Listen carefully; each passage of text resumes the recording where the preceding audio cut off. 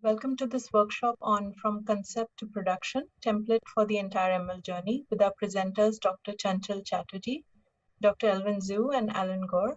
My name is Aarti Malhotra, your MC for this workshop. I'm honored to introduce all. Dr. Chanchal received MS and PhD degrees from Purdue University, has held several leadership roles in machine learning, deep learning, and real-time analytics.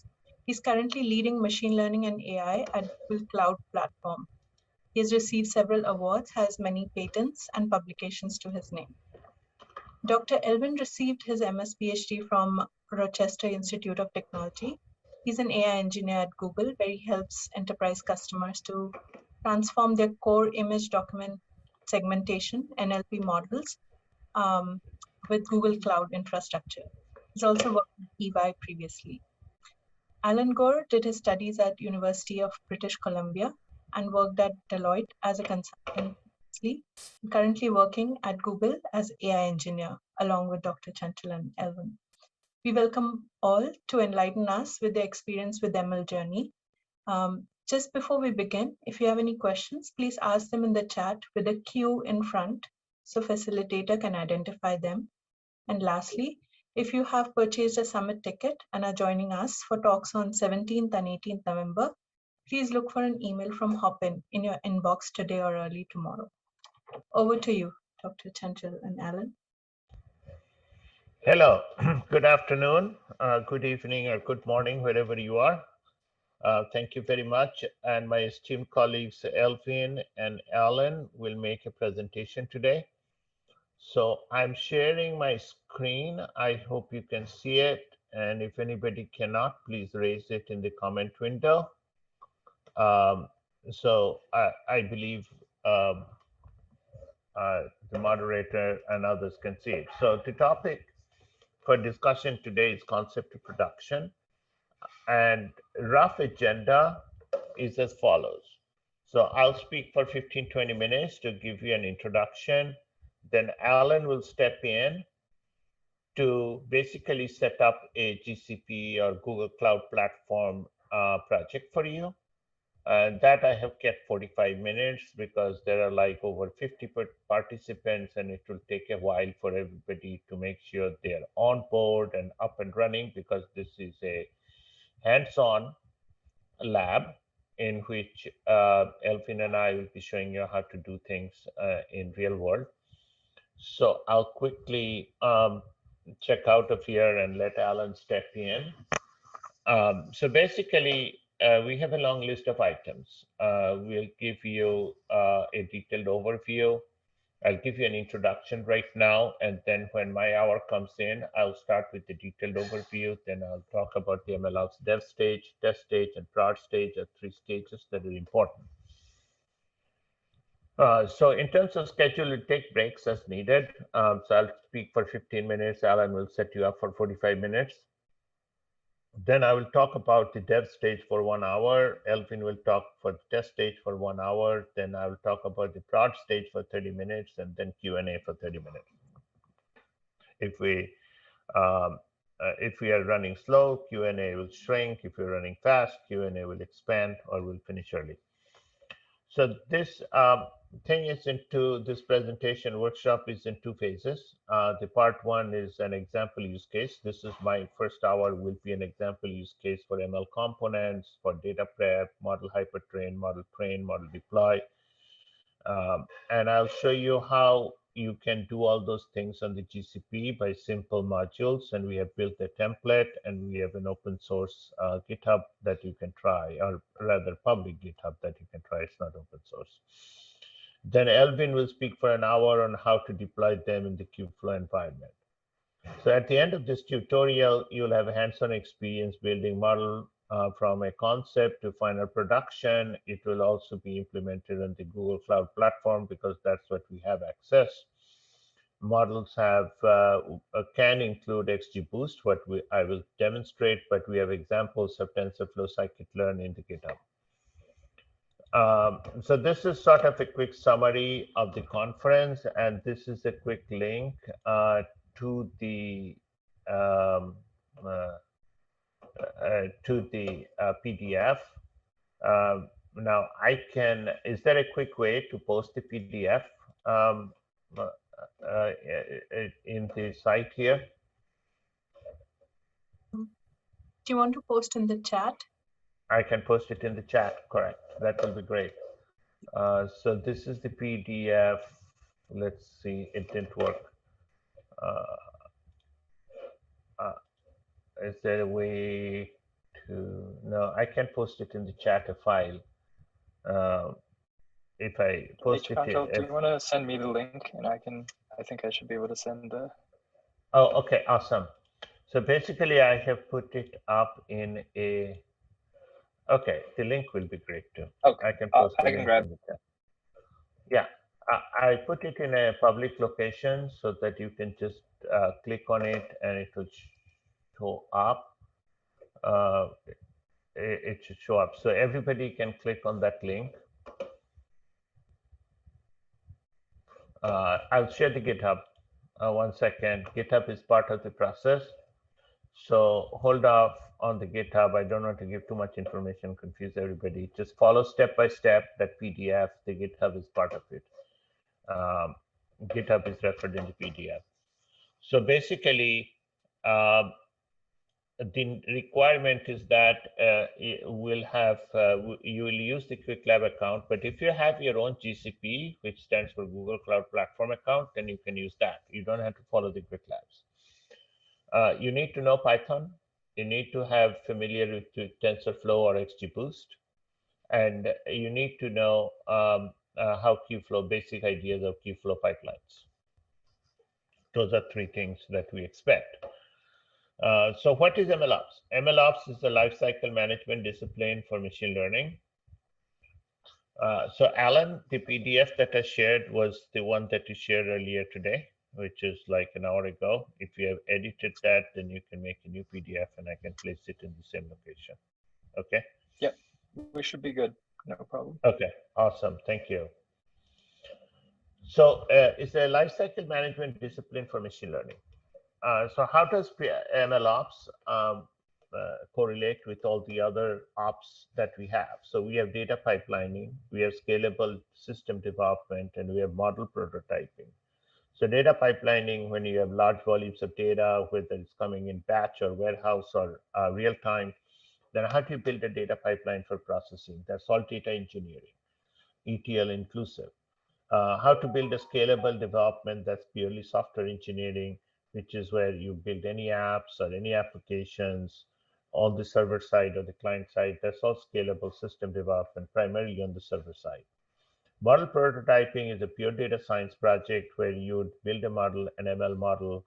You can build it in any of the ML frameworks like TensorFlow, Scikit-learn, XGBoost, PyTorch, whatever you have it. And then the MLOps sits at the intersection of all three. And that's why it's a very crucial thing. That is, you should be able to do data pipelining, you should be able to build ML models, and you should be able to deploy ML models into production. So there is a concept of continuous integration. And what it involves is check out the code, complete the task, validate against code base, and perform unit testing and remerge the code. That's continuous integration. Then other is continuous delivery, which is build, test, and release. Okay. So the continuous integration is basically check out the code, validate, and all of that. But continuous development is you build the code that fits into the build and test, and then you also should be able to validate the code. Okay. So that's your continuous release the code. And the last concept is basically continuous training. Now, continuous integration is doing all the steps to the code. Continuous delivery is making sure that you can deploy it. And here you do monitor, measure, retrain, and serve. These are all the steps for continuous training that you should be able to monitor, you should be able to retrain, and you should be able to serve the models. Now, how does MLOps differ from DevOps? In MLOps, let me put it in full screen to look better. You test and validate code and components of the code. Okay.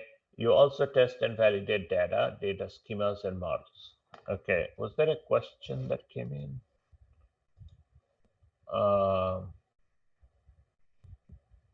do you have access to the slides? Not right now, but I'll share the PDF of the slides.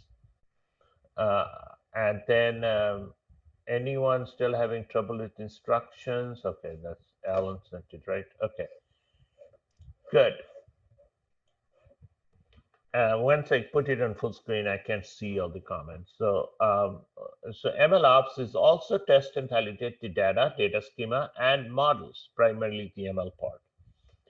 So DevOps is focused on a single software package where we consider the whole system, the ML training pipeline.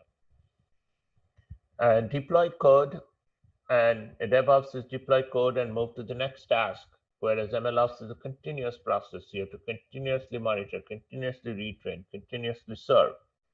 So you see significant differences between DevOps and MLOps. MLOps is test and validate, whereas of code, whereas this is also ML and data.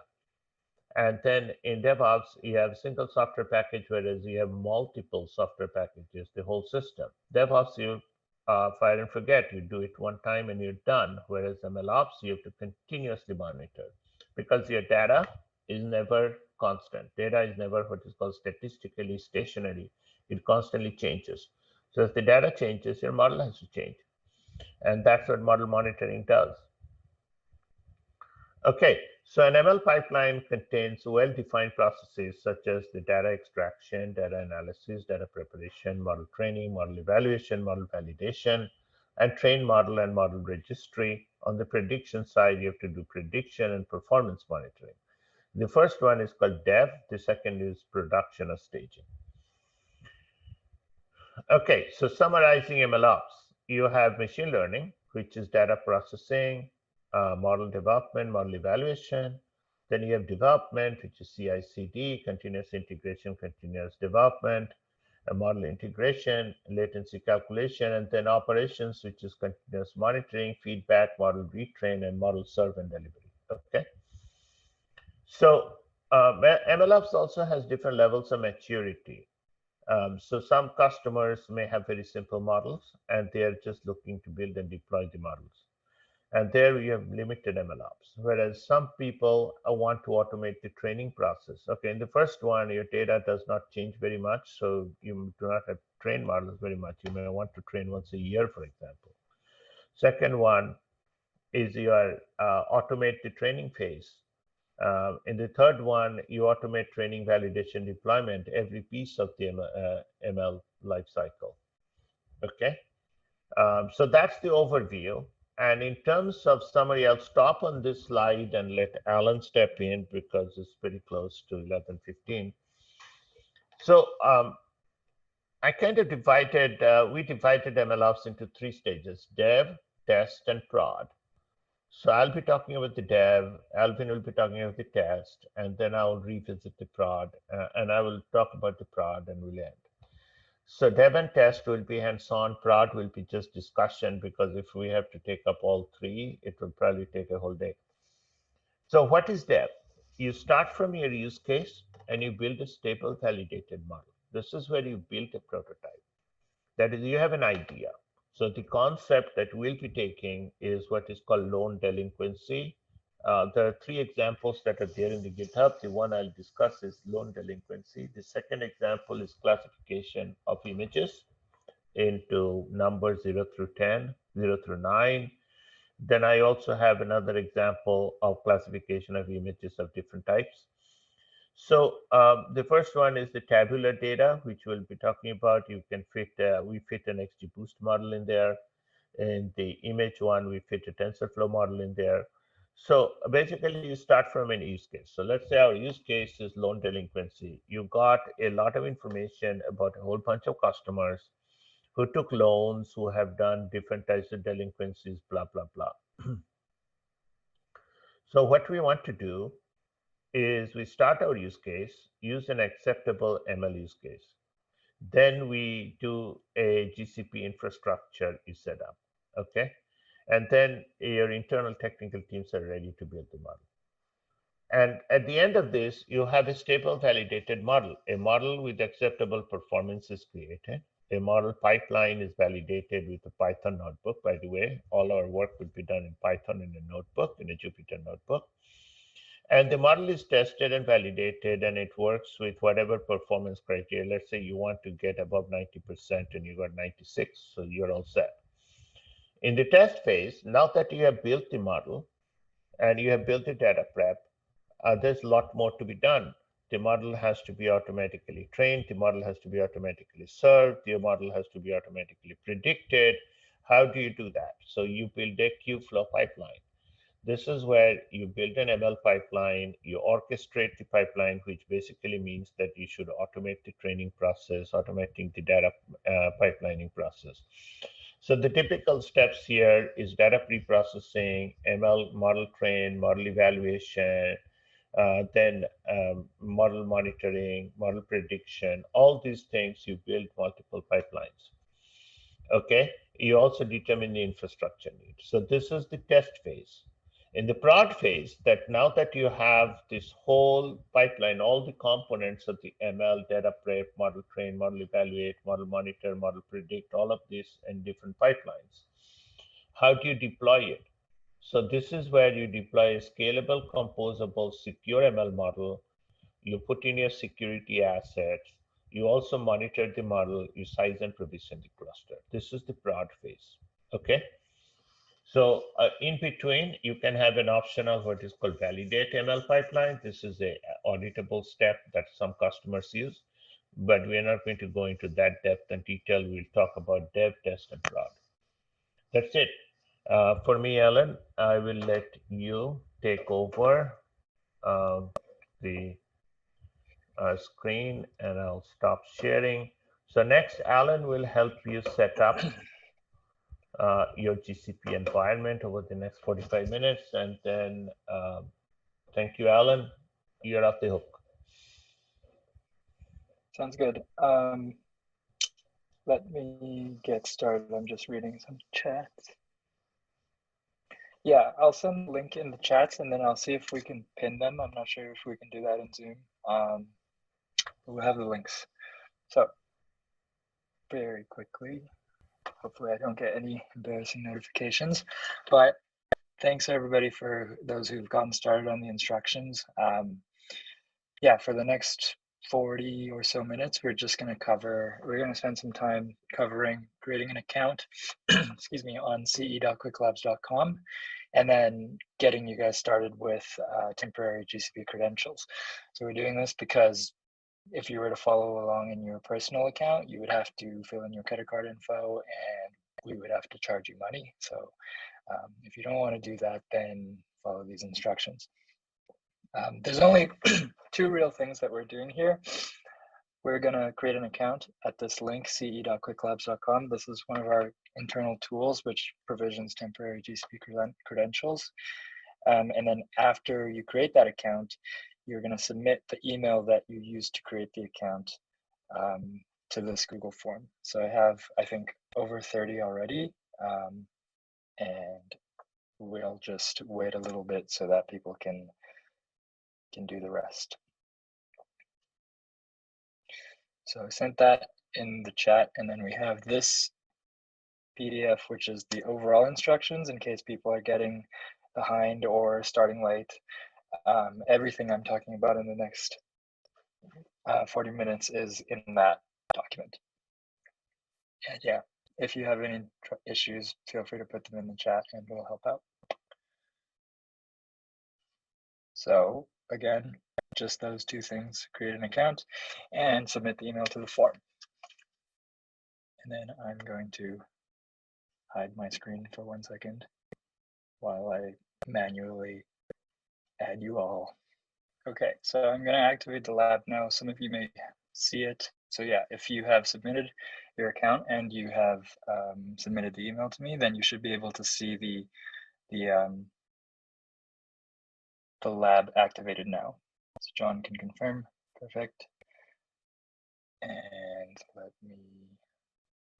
I would recommend doing everything we're doing today in an incognito or a private window, just so that it doesn't get mixed up if you already have a Gmail account, which I know you all do. So it looks like we have a solid 60 people up and running, which is great.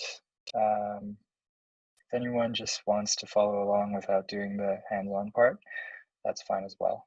So I'm going to quickly share my screen and show you what you should be looking at. So if you've successfully created an account and added your email to the Google form, then you should be seeing this page. There's going to be this purple box. It says Concept to Production External Workshop. And if you click that, you should see this screen here. And this link will take you to a lab. So this is a Google Quick Lab, which we use to do temporary labs. You will have to click the Start Lab button here, and then you'll get a username and a password, which is basically temporary access to GCP. You'll have access to it for 24 hours, and don't click End Lab. You can navigate away from this page. You can close the tab if you really want, and you'll have access to that sandbox for the next day. And then all the remaining instructions are in this lab, just to get spun up for everything. Provided your email button. Let me see what I can do for that. Yep, the instructions will be here, and then let me help out with those who don't have access yet. So once again, if you're joining late, here are the two things you need to do. Create an account at ce.quicklabs.com and then submit the email to that Google form. Do I need to do the lab now, or will the one day? So this temporary environment will only be available to you for the next 24 hours. So it will be available to you from now until tomorrow at 6 a.m. PST. So I'm not sure when the recording will be released, but you'll only have access for one day. And if you've submitted and you have access to the lab, then feel free to go ahead and go through those instructions. I think I won't cover anything that's not documented, so don't worry if you are scared of missing something. I'm just going to keep adding people so that they have access to the environment.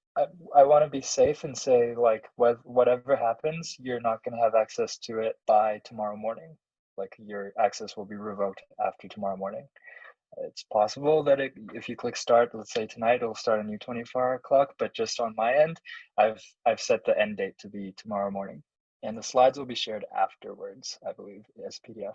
I have about 73 people in, which is pretty good.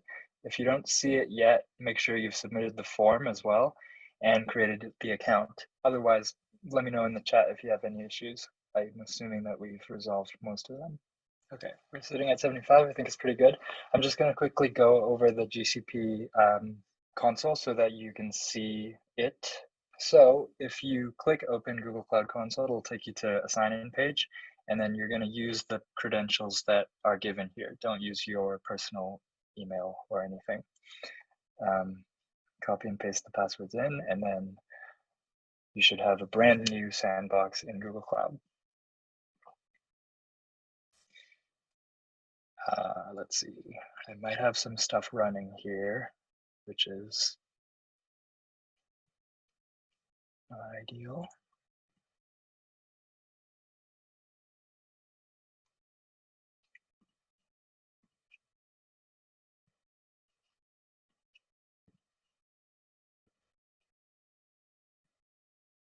Okay, new environment.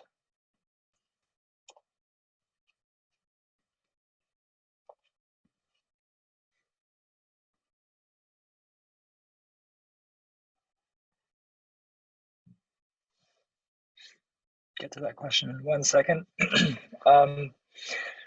Okay, so just quickly, I'm gonna voice over these instructions. Once you're into Google Cloud Platform, you'll have a screen like this. That's, oh, oops. That's Google Cloud Platform. So welcome if you've never been here before. We're gonna start with creating a storage bucket. So we're gonna need some cloud storage for our features and for our data set and for our model. So we're going to create that by navigating to cloud storage in the sidebar. You can pin it for convenience. And you can close these. Those are instructions, or if you're new, you can read through them. We're going to create a bucket. So this is very simple. We're going to name it. And this has to be globally unique. So I suggest naming it your GCP project, which has been provisioned, because that is globally unique as well. But you can come up with your own name. Just know that if you create it, then you won't be able to use that name again another time. And then this is pretty important. We're going to use US Central 1 today. That's one of our biggest regions and where a lot of our features are live, or most of our features go live there first. So it's always safe to use US Central 1. And the bucket should come up really quickly, and then you can leave it. That's all you need from the bucket side. And then we're going to use Vertex AI. So that's Google Cloud's unified AI platform. You can navigate in the sidebar down to Vertex, which is under the artificial intelligence section. You can pin it so that it stays on top. And then we're going to click in.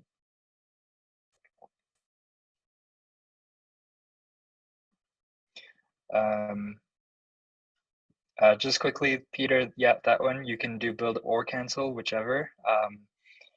It's not going to affect us in any way. And if you click build, there might be an error message, which you can also ignore. Just something fun in TensorFlow and Jupyter Lab right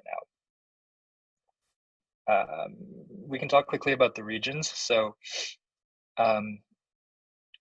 generally speaking, I think region decisions are business decisions. So if you have customers somewhere, or you have a reason to have your region close to an area, or maybe you have data residency issue things. So for example, if you have to keep your data in Canada, then you would not use US Central 1. You would have to use one of the North America ones. I think the data center might be in Montreal. Also, for example, if you have a lot of traffic in Europe, then you would use Europe West or something like that. It's basically you want to locate your stuff either for regulatory reasons or for latency reasons.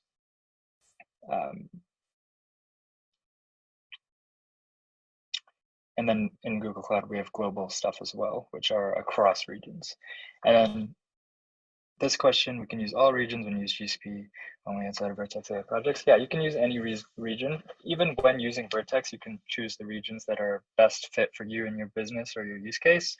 But for us, just to be safe, we're using US Central 1 because we as a team know that everything we want to do today is available there. And that's not to say stuff is different everywhere. Most regions have everything new. It's just sometimes if we have a brand new region, for example, the one in Canada, then not everything might be available at the same time. So here we're going to click enable, simple as that. And it should be very quick, and it's done. And then you're going to navigate to the workbench. So in Vertex AI, there's a workbench tab, and this is where we create and manage Jupyter notebooks. And if you're familiar with data science, then you should definitely know the name Jupyter. We have everything happens in Jupyter notebooks, right? So today we're going to use a user managed notebook, which is basically a Google Cloud VM in a server somewhere. And it comes pre-built and preloaded with Jupyter Notebook and all the dependencies that we're going to need, for example, TensorFlow. And it's also, if you ever need GPUs to do training and things like that, it's very easy to just come in here and select and add a GPU. So today, no GPUs. Today, we're going to do no new notebook, and we're going to use TensorFlow 2.1. Not the latest one, but it's the one we built this on. And then we're not going to use any GPUs. You can choose any name. You can choose the default name, but make sure to use Central 1. And then that's all. You can click create. And that's almost it. This might take a few minutes, maybe 5 minutes at max. And then you'll see a button here that says Open Jupyter Lab. Lots of chats. So I'll start from the start. Here are the overall, the instructions for today, and then I'll load in some emails. So for anybody who submitted their form recently, you can refresh and you should be added in. And let's see. So if you're done and you've got the notebook running and everything, you are good. The instructions for the spinning up of the resources are not in the same instruction document. They will be in the lab. So if you open the link, the instructions will be inside of the lab on a web page. I'll share my screen again just to show that. So it's going to look like this for the storage bucket and for the Vertex AI stuff. So if you're on the ce.quicklabs site, you'll see this purple button, click it. Here's the list of labs. We only have one lab. We click that. And then here are the instructions to creating a notebook and creating a storage bucket. To open the Jupyter Notebook, so there will be a button right here. So for mine, it's still loading. So if you have this spinny thing, then that means yours is also still loading. It might take like 5 minutes.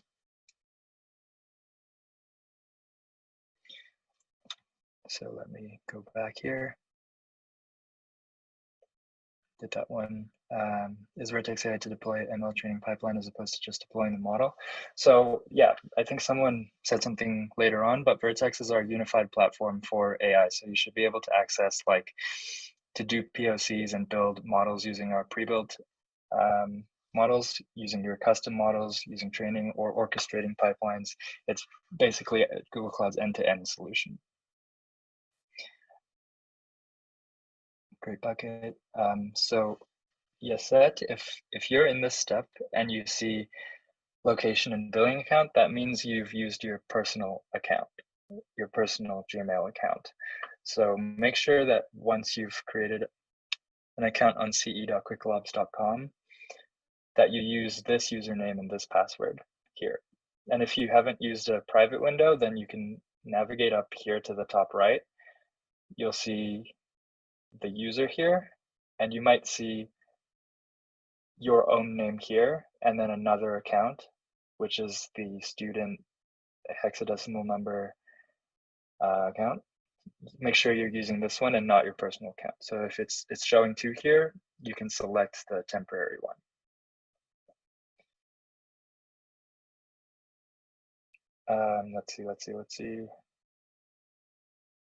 Let's see if my notebook, yeah, so my notebook is up. You can see here, there's a button right there, Open Jupyter Lab. If you don't see this, then that just means it's still loading. And you click that, and you give it 1 second, and there it is. So you might see this. I think you can just click cancel. It's not going to make a difference for today, whichever one you pick. And then we're going to clone the workshop repo, which is the final step in the instructions. Right down here, we're just going to do a git clone. And we're just going to copy it into the terminal, git clone, and there it is. And there's a folder. And that's where the magic is going to happen today. And that's where Chanchal and Elvin will take the wheel away from me again.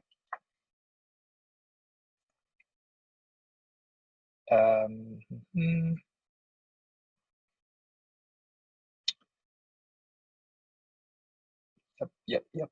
Load the notebook with the correct environment though. Yep. Yeah, you can do custom environments, and then you would see here that you can do like PyTorch. You can do these are pre-built in, and then there's also, you can just load up your own environments by doing your regular pip install packages. Formal definition of how vCPU is defined in GCP. I don't know if I would be the best person to answer that, but basically, like, You know what? I don't think I can, but it's like we have set clusters of RAM versus memory, and it's easier for us on the internal side to say 1 vCPU rather than 4 gigs of RAM combined with 16 gigs of something else. So I would say like the vCPUs are always going to be the same when you are using the same type of machine. So you'll see in GCP we have E2, N2, etc. The vCPU is just one cluster, like one unit of that machine.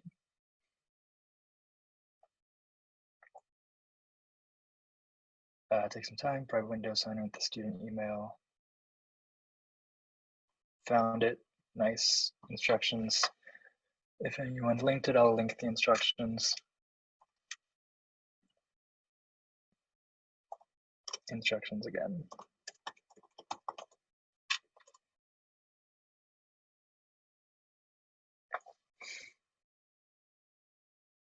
Can you add the Git repo before the notebook is created? No. Adarsh, you can just click cancel for that. Please close your setting window. Is that me? I think I'm okay.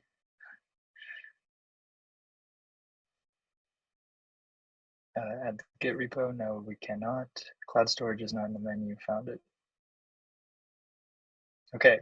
I might have skipped some by accident. If you still have an issue, just go ahead and put it in chat again. I'm going to tell myself to start paying attention here again.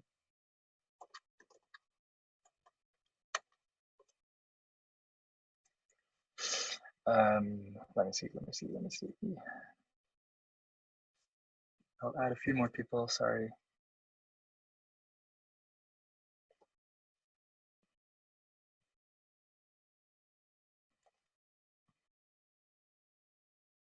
So anyone who didn't have the lab before, if you refresh, you should have it.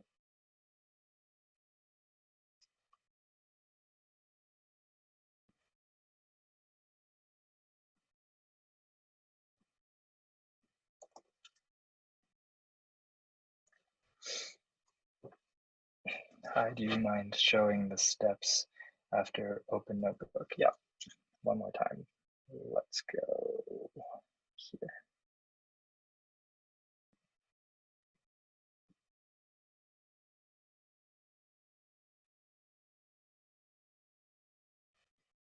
Okay, I think we can see my screen. So once you have the Open Jupyter Lab button, sorry, I'm just putting it on the left and right so we can see it on the same screen. Once you have this button, you can just click open it. And then in 1 second, the UI will load. And then you can ignore this message by pressing cancel. If you open terminal, this opens up a terminal session inside of the VM. And then you simply copy the git clone command here, enter. And I already have it, so it's saying it already exists. But if you click enter, then you will get the copy of the repo cloned. And then if you're here, then you're all good for the next 14 minutes. You can take a break.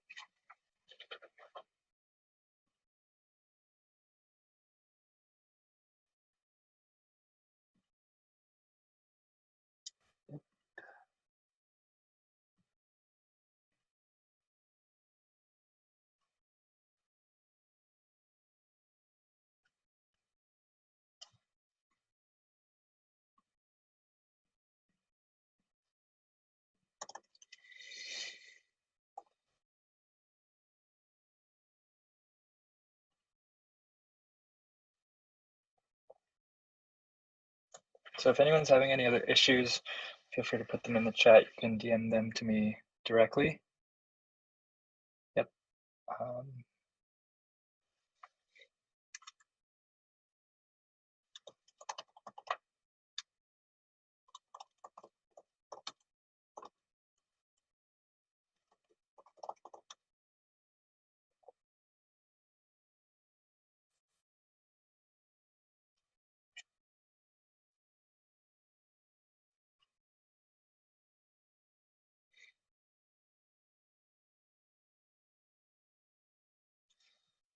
For the question about free tier service, I don't think like training and deploying models has any free tiers. The pricing is pretty low, but if you have a GCP account already and have been using it, then there's no free tier. However, if you're new to GCP or your account has never used GCP, you can set it up yourself and you'll have a $300 credit. So we give every individual user a $300 credit at Google to give you to let you play around. And $300 I think is more than enough to play around with.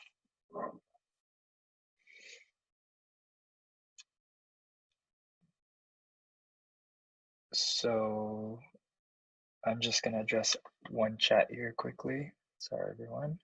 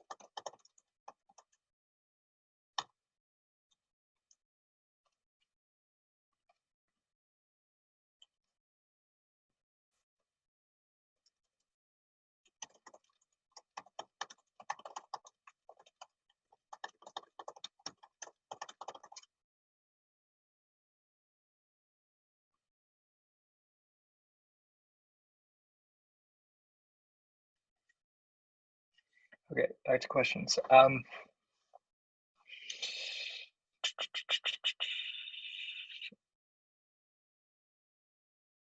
The operating system, so you should have selected the default one. Let's just double check.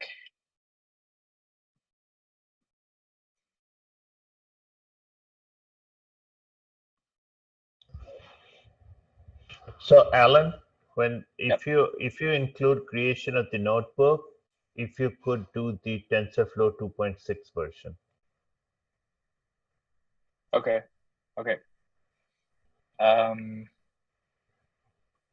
Okay, sounds good. I think Sorry, I wasn't. most people, no problem. I think most people might have done 2.1. So, but we can go in and do a pip install upgrade to 2.6 if the dependency has issues. Yeah, we can do that. Yeah, for anybody who No hasn't problem. created a notebook, we can just go here and click 2.6. The same thing as 2.1, but with 2.6. If anybody wants to do that, but if you don't want to do that, we can address it in just a few minutes. Yeah, pip install TensorFlow equals 2.6. Mm-hmm. We'll do that. So I think for the default OS, you're going to want to use Debian 10 just as the default. We're using all defaults except for the region here today. For create bucket, so you want to navigate to cloud storage. So in the left-hand pane, you can go down to cloud storage, click cloud storage, and there will be a create bucket button right here. There's also screenshots in the lab, which have the red highlighting, shows you where the buttons are. So let me know if that's still an issue. Quick reference to Kubeflow. I think we'll cover some Kubeflow today, but I think generally speaking, Kubeflow is not easy. The only thing I can point you to is the documentation. Honestly, that's also what I use. But we'll cover it. We'll cover some of it today.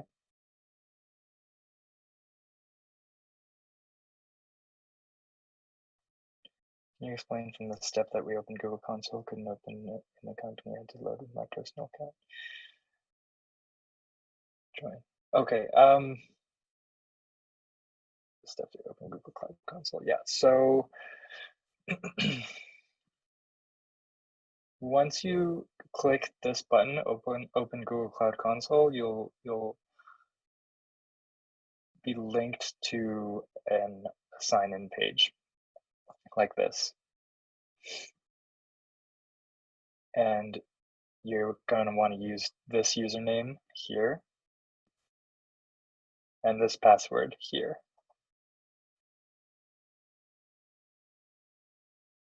And that's it. You're into the console. And once you're into the console, the instructions are all in this lab page. So I didn't cover anything that's not in the lab, don't worry. You can follow step by step here to spin everything up.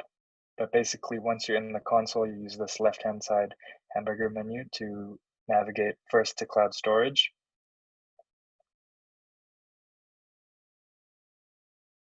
Create a bucket, and then you will navigate to Vertex AI. You'll activate the API just by pressing the activate button, which will be here. And then go to Workbench and create a Jupyter notebook. And there's also going to be a new notebook button. And once that's spun up, that's as far as we've gotten. So all the instructions are in the lab for doing the resources. So there's a PDF which I sent out that's instructions on how to get access to the lab. And then once you have access to the lab, that's the instructions to spin up the GCP resources.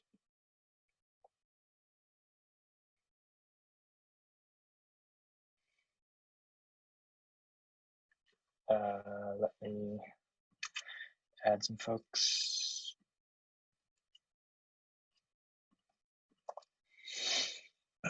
If you joined late and submitted your email, then if you refresh, you should have access now.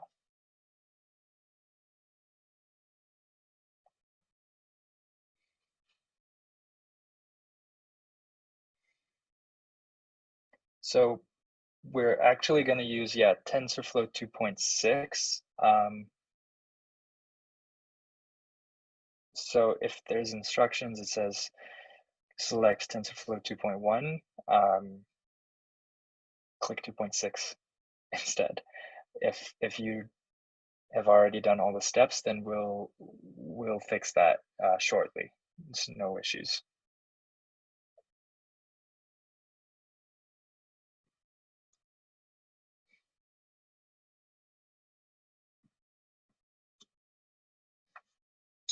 Thank you, Jacques.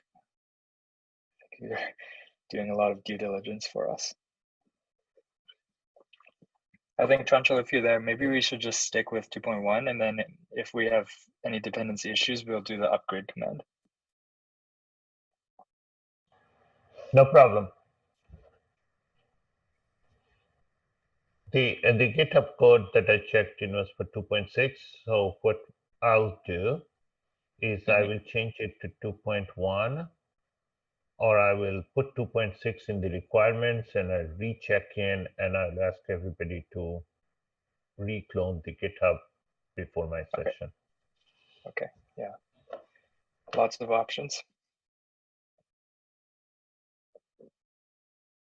Okay, so I think we've got 3 minutes left in the setup phase, so I'm going to resend the instructions in the chat. Yeah, thank you for the 2.1, 2.6 confusion. We'll figure it out. I'll send a message for the instructions. Okay, Chanchal, I think we have like 94 emails in, and there's 99 participants, including us, and we have 84 labs running. So I think we're good to go. You can ping me in our chat, and then I'll do any issues. Okay, awesome. So let's take a 10-minute break and let everybody catch up with it. And then we'll go from there. Okay. So why don't we regroup like 10 past 12? Hopefully that is sufficient for everybody, those who are behind, to catch up. So we'll be back in 10 minutes and we'll restart. Okay. So hopefully everybody has the GCP account all set up. Exception mentioned in the chat. What do we?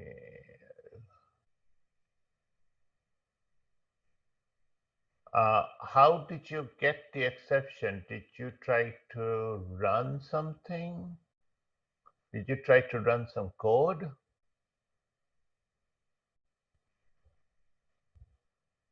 Because everything Alan did should not give you a KFP pipeline or anything like that.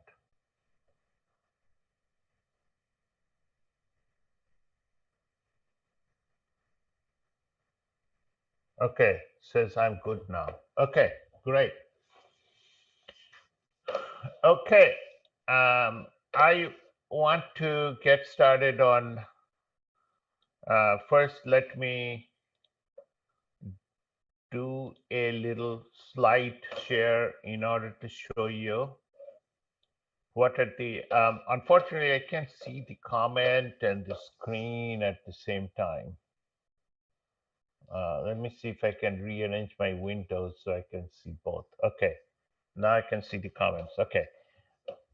Can anybody not see my screen?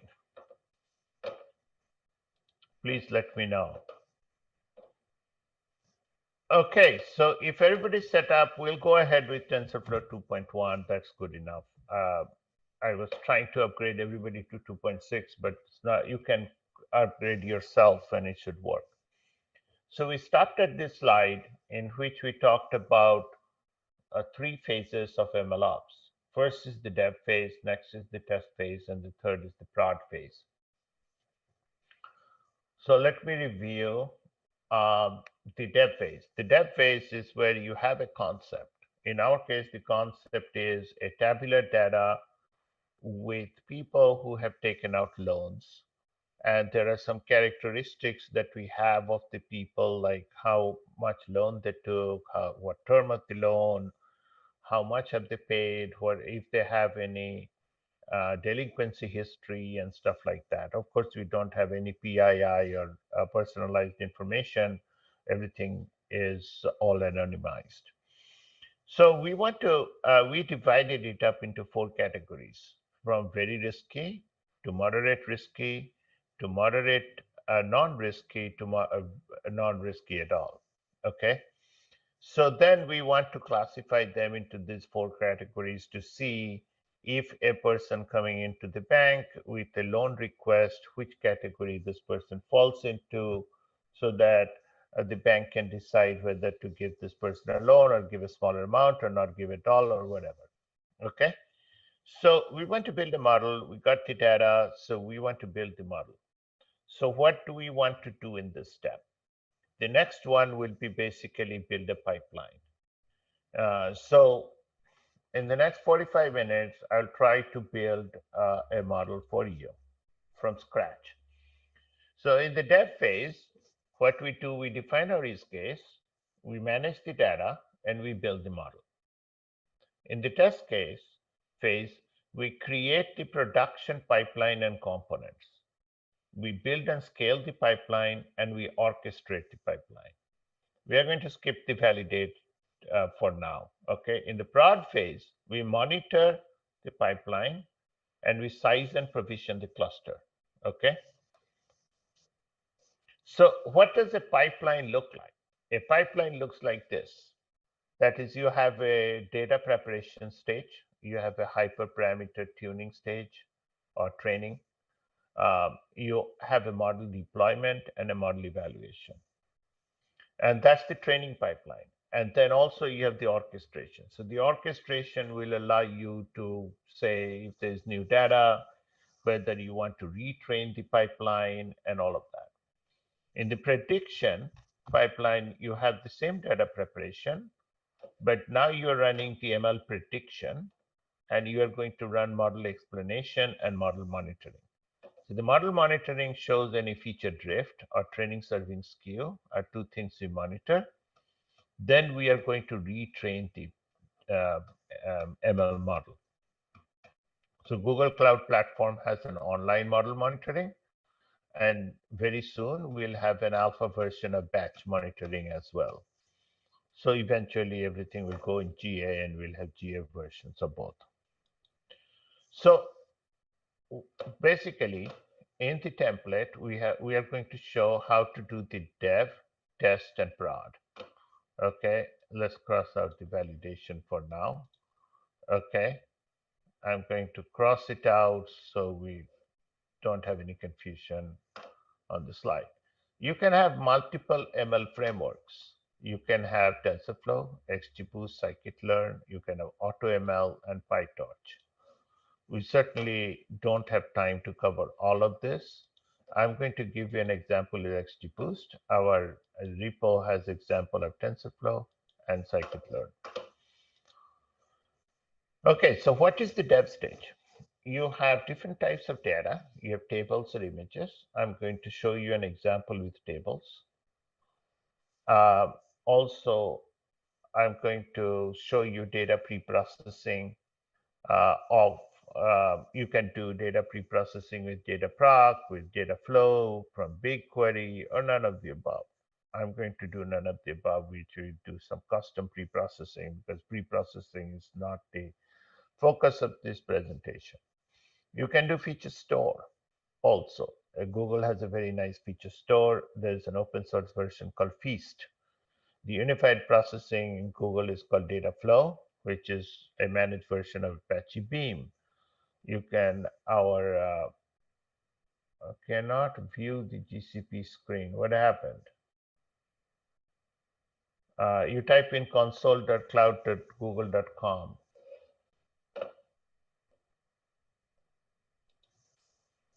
So if you type like console.cloud.google.com, your GCP screen should come up.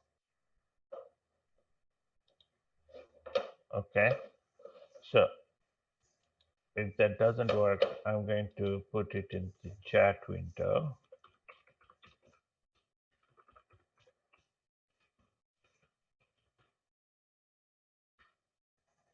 Try that. Okay, so feature store is another important thing. Some people do not want to pre-process the data all the time.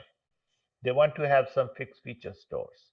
And feature stores are very important. It saves this computation in pre-processing of the features for training. It avoids the feature drift, like features can drift. So feature store are certain constant features that are there in the model training, baseline features, you can call them. So feature stores are very important. Next, in the dev stage, you do AI modeling, Vertex AI based modeling. So we are going to use Jupyter notebooks.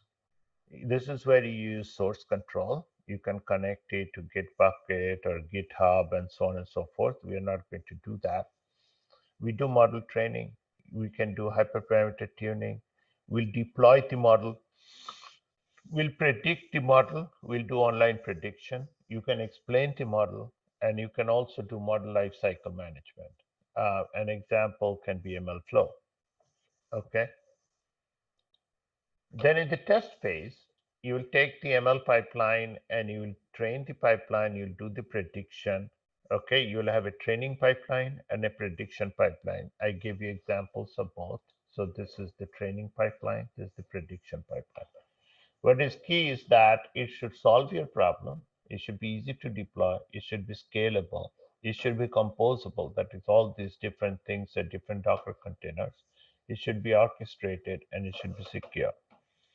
So you have the training pipeline, prediction pipeline. You can do orchestration two ways, Kubeflow and Airflow. We are going to only show Kubeflow. In the test phase, you should worry about the infrastructure, whether you want to do CPU-based compute, training and prediction. You can choose the training with GPUs, and then you can do the prediction with CPUs. And Google has a specialized hardware called TPUs. You can scale the model. Okay, I'm going to skip the validation slide. So what does the prod stage involve? In the prod stage, you can do model explanation, you can do model monitoring, you have feature drift and training serving skew, lifecycle management, size and provision the cluster. And another important thing that I have been doing in many customer projects are augmented AI. We find out that after you do all this training and prediction and all this machine learning, you see that um, it doesn't work. The data has changed, or some new labels have come in.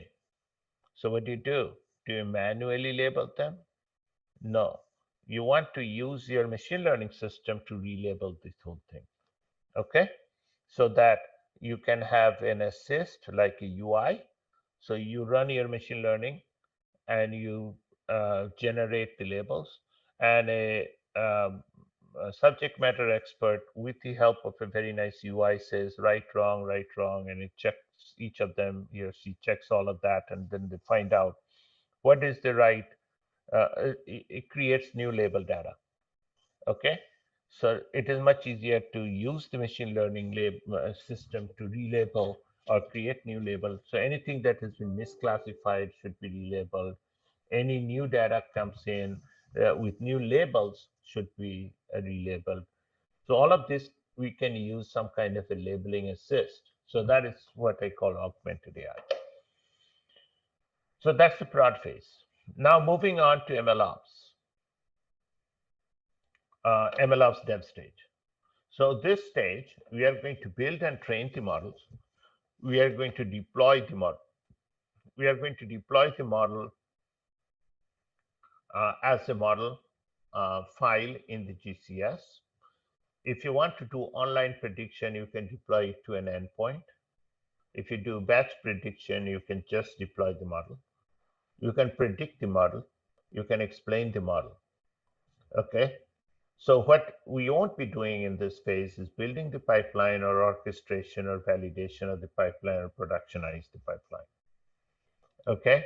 So we are going to build like inputs, which is pre-processing. What is the model? What is the setup? How do you deploy? How do you train? How do you hyperparameter tuning? How do you predict? And all of that. Okay. So this is the pipeline. These are the modules we'll build. We'll take data, which is there in a GCS bucket. We'll run the data preparation. We can do hyperparameter, but time won't permit. So I'm going to skip that stage and I'm going to go directly into model training. We are going to do model deployment. We are going to do model explanation, and then we are going to do model prediction. Okay. So that's what I'm going to show you right now. And so go to your GCP account and you navigate to your notebook, which is known as the workbench. Okay. And you have plenty of notebooks maybe, and I have one that I've opened up here. And in the notebook's terminal window, you git clone, right? You git clone the Vapid. Okay. And then what will happen, your Vapid will show up. Forget all the other stuff I have in here. You should have this Vapid. You double click the Vapid, then go to AI Platform XGBoost and go to Vertex. So this is what you do. Okay. So CD, okay, then CD AI. Let me see, where am I? CD Vapid, CD AI Platform XGBoost, CD Vertex. Okay, so I'm going to copy this whole thing and I'm going to paste it in our chat window. Please CD to that location. which is VAP8 AI platform XGBoost Vertex.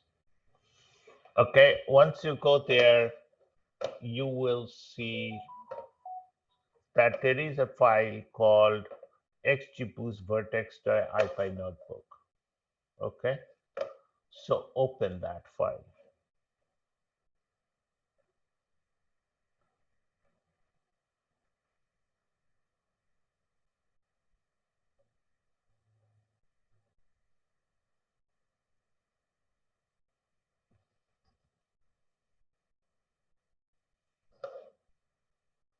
Okay, before that, we have to go through the XGBoost trainer.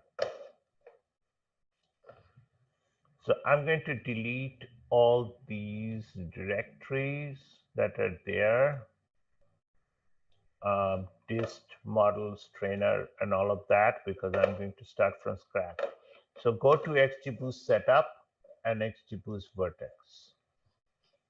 Okay, XGBoost Vertex will build what the trainer has done. Okay, so I'm going to start from setup.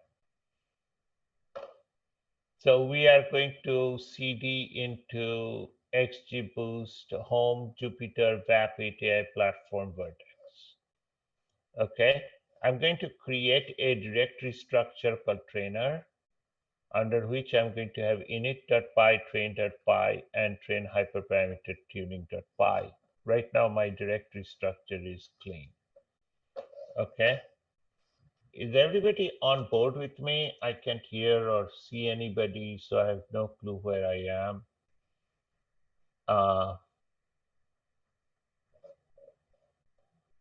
Yes, yes, yes. Good, good, good. Cannot view. Okay, yes, fantastic. Thank you, thank you. I'm good that some people responded. So next, what you do is you run this line. Don't go too far ahead of me. There might be some changes. So this is where I've used TensorFlow 2.1 because you guys have the TensorFlow 2.1. If you use TensorFlow something else, you should use that. You should use the compatible NumPy version. Now, there is I have hyperlinked here, a runtime list. Google releases the compatible packages. Like if you do 2.6, then you should use XGBoost 142.0.24.2.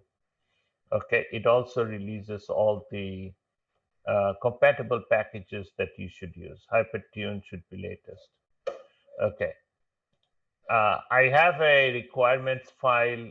You could use that, which creates a compatible list. So NumPy 1.8, Panda, blah, blah, blah. It's basically copied from that compatible list.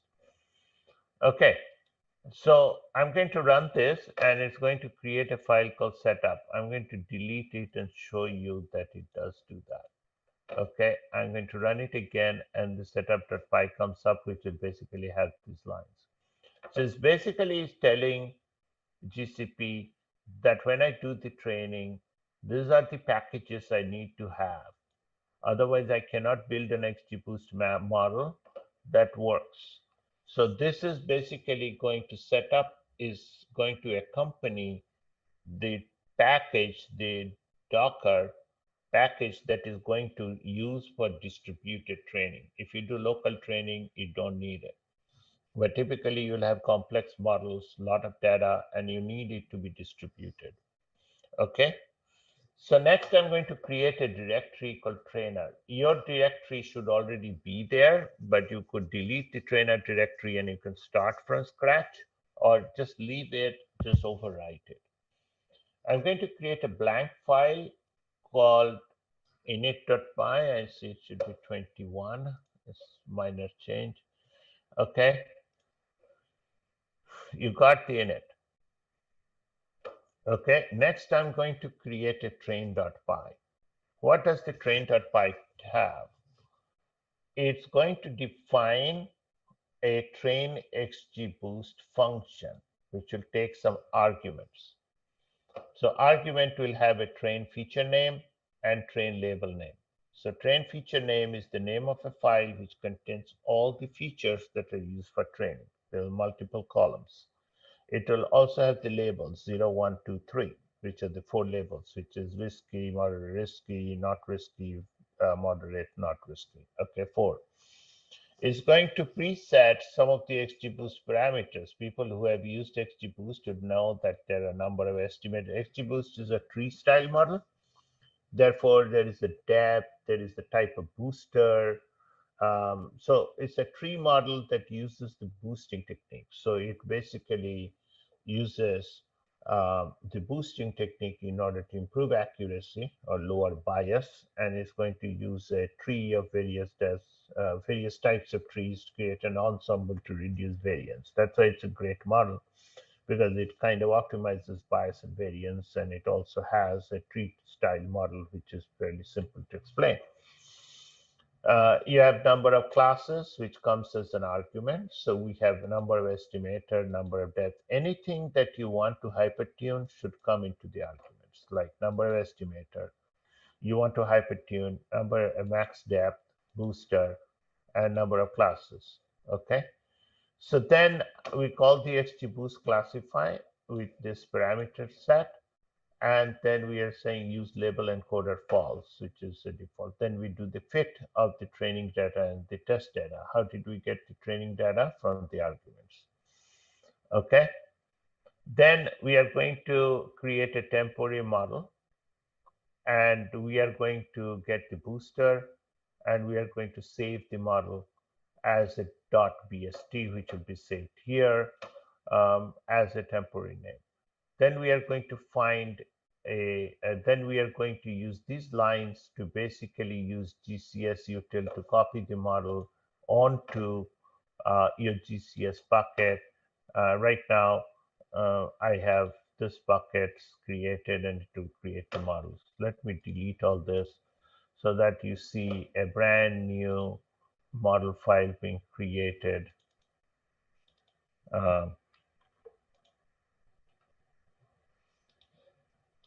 And then, sorry, I never understood why we have to retype this.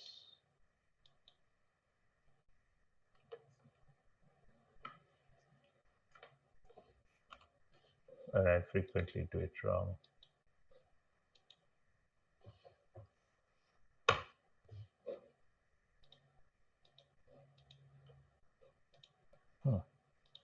I don't know why I can't delete.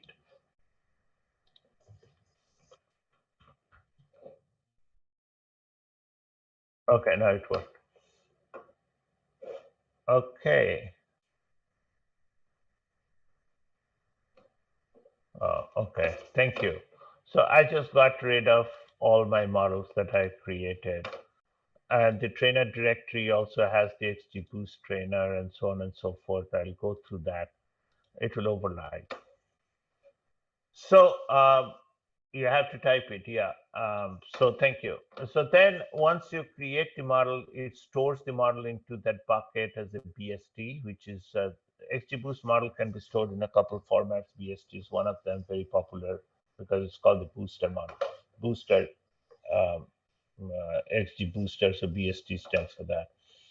Then I'm going to define a main function which will have some parsing, which will give me the job directory, the directory where the jobs information, all the job logs are stored. What is the name of the data? What is the name of the labels, the file name of the data and the labels? How many classes? What are the estimators? What is the depth and the booster? These 3 parameters could be used for hypertuning, which we can't do today because of time. So then when you click it, then inside the trainer directory, that init and train.py is created. I'm also going to create the hyperparameter tuning file for you guys to try later on. Okay. So now I'm done with the setup. So next we are going to go to XGBoost Vertex, which is this file, not this Vertex, and Elvin will cover the pipeline. So let's start from scratch on this one. Since we got 2.1, I'm not going to, I commented out a whole bunch of lines. Otherwise, you could use the requirements, but I'm going to skip through that. You can avoid this line, okay? Please avoid this line because it causes some problems. You have to wait a while for the reboot to happen. And if you click the next line before the reboot happened, then sometimes it locks up your screen. So I just commented out these lines because you don't need it because you didn't install anything important. XGBoost was installed. You don't have to reboot the kernel for that. Okay. So next, I'm going to define a bunch of stuff at the top, which is basically I'm going to get AI platform, which is Google Cloud Import AI platform. I'm going to get date, time zone, pandas, NumPy, standard stuff. Okay. JSON, logging, and so on and so forth. Next, click this line and make sure you're on the right project, right? You are going to get a QE lab project. So you'll get QE, whatever. I forgot what you see. I haven't seen a quick lab project in a while. So mine is C Chatterjee Sandbox. I'm going to use my own project. Next, very, very important. That's why I ask you not to go too far ahead. Okay. Replace this with your project, which should be this project. It should be automatically here. Okay, replace your bucket with your bucket. Okay, now I'm going to use the C Chatterjee bucket name, but you may have created some other bucket name. So this thing highlighted, please change it to your bucket name. Okay, don't just go with my code here. My code here is basically for my bucket. And then you can put your username, like you can put C Chatterjee user. Okay, you can put your name here.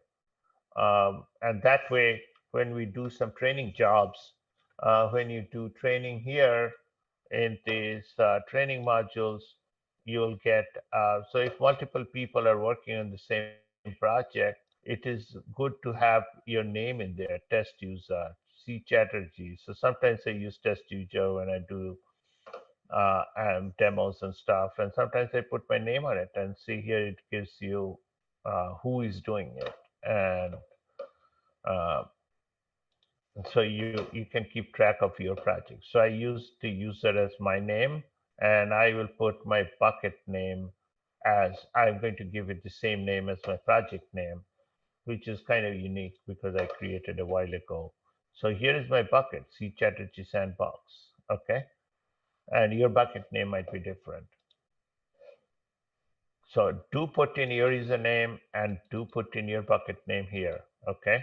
Don't do project ID 0, it'll crash. I'm going to create a folder called XGBoost models, which is already there, okay? Underneath C Chatterjee, I'm going to create a folder in which all the models will store. I'm going to use the US specific US Central, and these are stuff Elvin has created. Okay, so basically, I'm going to create under my bucket name, which is C Chatterjee Sandbox. I'm going to create trainer XGBoost. I'm going to put in a trainer package that I'll create. Okay, I'll create the trainer package and I'll store it here under trainer XGBoost trainer. So since I ran this code before, I already have it. Okay, so this is the, but I'm going to recreate it for you guys to see it. Okay, and this is where the features are, the training features, training label, test features, test labels. Okay, and these are the places where I'm going to store XGBoost data. Okay, so I'm going to pull that from a open directory that Elvin has created, and I'm going to store it there. So XGBoost data that has all these, okay? Because I ran this code before. You don't have this yet. Once you pull it, you'll have them, okay? So I run this, and then these are already different. So this is a definition, okay? So next I'm going to create the bucket, okay? I'm going to try to create the bucket. If you already created it in the setup, it will give you an exception and say, Cloud storage bucket, C Chatterjee sandbox already exists. Try another name. Okay, so I don't need to try another name. I already have the bucket. Next, what I'm going to do, see this trainer directory that was created that contains these files, the init, the train hypertune, and the train, and also the associated setup file. I'm going to put it into a nice package, okay, and into a directory called .dist. It will create a directory. When I run this line, these two lines of code, it will create a directory here called .dist, and it's going to store a package. Next, I'm going to copy that package into the package URI directory, which is the XGBoost trainer, blah, blah, blah. So if I go under here and I delete this, okay, I delete this, you'll see, so now it's gone, okay? What I'm going to do is I'm going to run this line, and that will be created from scratch, okay? So it's basically downloading the software that it needs, is going to create that package, because this is the package that will be used for training. Okay, that's a trainer egg info is an intermediate file. So don't worry about it. Honestly, I don't know what that is. Okay, so now you go back into your C Chatterjee folder, and you have this trainer directory, you have the XGBoost, and this file will reappear. So I just recreated this file November 15th, 12:42, which is my local time in Northern California, Sunnyvale. Okay. Next, I'm going to get the data from Elvin's tutti asset directory. That's the input data. And there is a column in the data called target. Okay. We're not going to spend too much time on what the data is. Okay. Next, over here, there's a file called preprocessing.py. So what that preprocessing.py does is that it takes the data, okay, it splits it into training and test, okay. I think it drops a couple columns. Yeah, it drops the lone sequence number column, and then it converts some objects into strings, into numbers. Basically, you have to convert everything to numbers. So some pre-processing we did a long time ago, I can remember. Then it divides up into train and test, and then it basically writes it into that directory.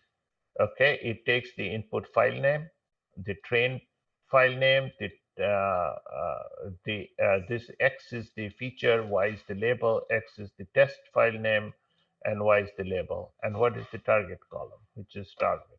Okay, so it's a very simple set of pre-processing, drops a couple columns, converts a column to numbers, divides up into test train split over here, and then it basically writes the train data as CSV, the features and the labels, and features and the labels. So features, label, test and train. Okay. So if you go here in the vertex, so now you run this line of code and you do the pre-processing, you'd see that this whole pre-processing is done. And remember, I had deleted, I don't remember if I deleted, but if you didn't have anything, the XGBoost data directory is created and all files are created, market structure, test, train, test, and train. So this is the features and this is the labels. Okay, you can go examine that later on. Okay, next I'm going to do training, model training. First, I'm going to do a local training to test it out. Okay. So what I do, I have the train and evaluate the model, then deploy the model, get the prediction, monitor, and manage. Okay. So I'm going to do a local training to test if my model really works. So I'm going to choose 4 classes. I already have that. I'm going to use GB tree, okay, as the booster algorithm. I'm going to use a max depth of 2 and 10 estimators. Okay, so I'm going to create the job directory as dot model. So it will create a dot models directory here, and it will put models.bst file in there. So it will use the train feature, which is basically the features which are there in that this file. Okay, then the train label, test feature, test label. Basically, that's it. So when I run it, it's going to run the XGBoost algorithm on that data I just stored there. It has a warning because my XGBoost is kind of old here. It's no big deal. But you see it created a models directory right here. In the models directory, it stored a model.bst. Okay, so that's your model file that it just trained. Okay, so it created that. Next, I'm going to do a cloud training, Vertex AI training, as we call it. So this is a local training. This ran in your local GCP account. If you had one vCPU, that's all it used. So if you had a petabyte of data, this will take forever. Okay. Or if you had a more complex model with thousands of nodes and all of that, it'll take forever because you just have very limited capacity on your local machine. Okay. So now you want to use the cloud to do the training. So I'm going to use a job name. I'm going to call it XGBoost train. I'm going to put my name, which is hard-coded as user. I'm going to put the current date and time in this format: month, day, year, hour, and minute. Okay. Hopefully you're not training every second. So, so then you create the directory, which is GCS, bucket name, which is C Chatterjee Sandbox in my case, folder name, which is XGBoost models, and it will a job name train. Okay, so basically this is going to be a job directory. So it will create a job directory underneath here under XGBoost bucket model train. Okay, it will create an XGBoost training data bucket, XGBoost train, because remember this folder name up above was defined as XGBoost train. Somewhere here, yeah, XGBoost models. It was called XGBoost models. So it will create a directory called XGBoost models, and underneath it will create a model name, which will be which will basically be the name of this job. Okay, so every job, whatever you created, there'll be a model underneath it by that name. Then and I hard-coded some features. So we're not going to do hyperparameter tuning, we'll do plain training. So the job name will be GS C Chatterjee Sandbox. You will have a different bucket name, but this part will be similar. You'll have a XGBoost models directory, then it will create a directory called XGB underscore train underscore your name and the time stamp. So every model will be stored in the GCS bucket with a nice timestamp. So next I'm going to run this code. So let me quickly explain what this does. It uses a package executor, Docker.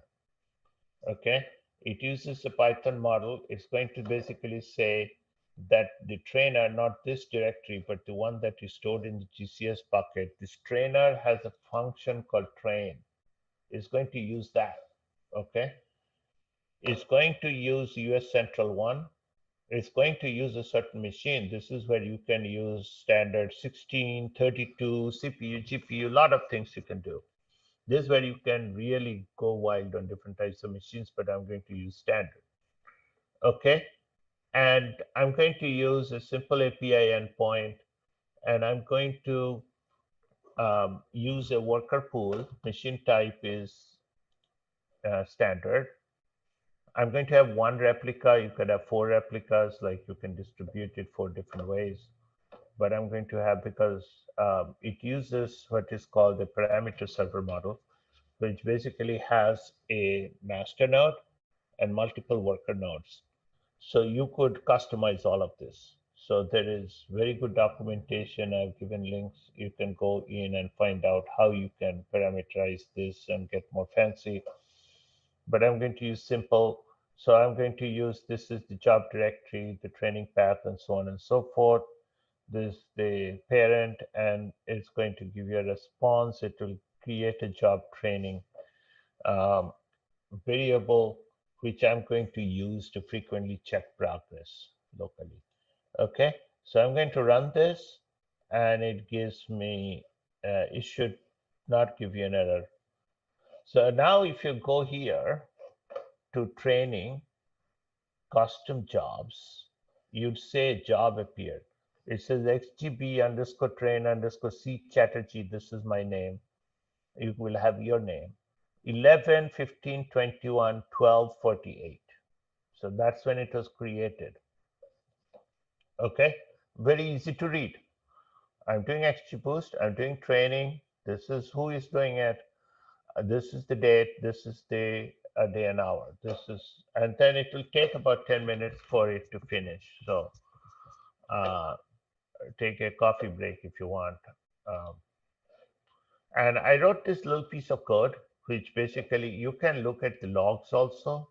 You can go in and, no, not that. You can click on this job and you can view the logs, view logs, okay? And you can see where it is progress, but this is too tedious for me. So I wrote a little piece of code which extracts the important. See here, it says resource labels, job ID, blah, blah, blah. Since I captured the job ID, I can just simply see if there was any errors. So far, there hasn't been error, nothing much has happened anyway. So I'm going to basically, I wrote a little piece of code which going to capture, there's volumes of log. I only want to capture if there is any error, okay? And the state, okay? You can capture the response or the state. It says job is pending, and it is indeed pending. And then it will say if it's running, and so on and so forth. So let's wait 10 minutes and let this job progress. I'm going to give you a 5-minute break or 10-minute break for you guys to catch up. And those who are behind and those who are here, let this job finish. And I don't need the runtime library. Okay, and you can go monitor this. There's a little refresh button. Don't click this, it will take longer. You click this and it refreshes right away. Okay, it will take a while. Because it builds that package, distributes to multiple nodes. So that setup itself, don't do this if you have a simple job like our example. You can do local training. But if you have more complex job, that's when you do it, because it takes 5-10 minutes to set up and then probably 1 or 2 minutes to execute in this example. But if you have a job training that takes an hour, this will be a valuable tool. 5 minutes will be nothing to set up, and then that 1 hour will reduce.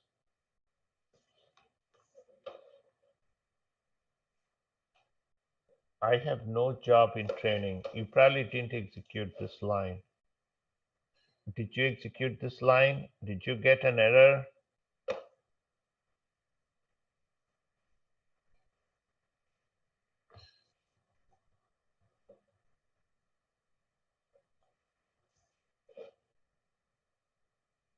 Oh, correct. You should look under custom jobs. The default one comes up pipelines. This is for AutoML. This is custom jobs, and this is hyperparameter tuning. Okay.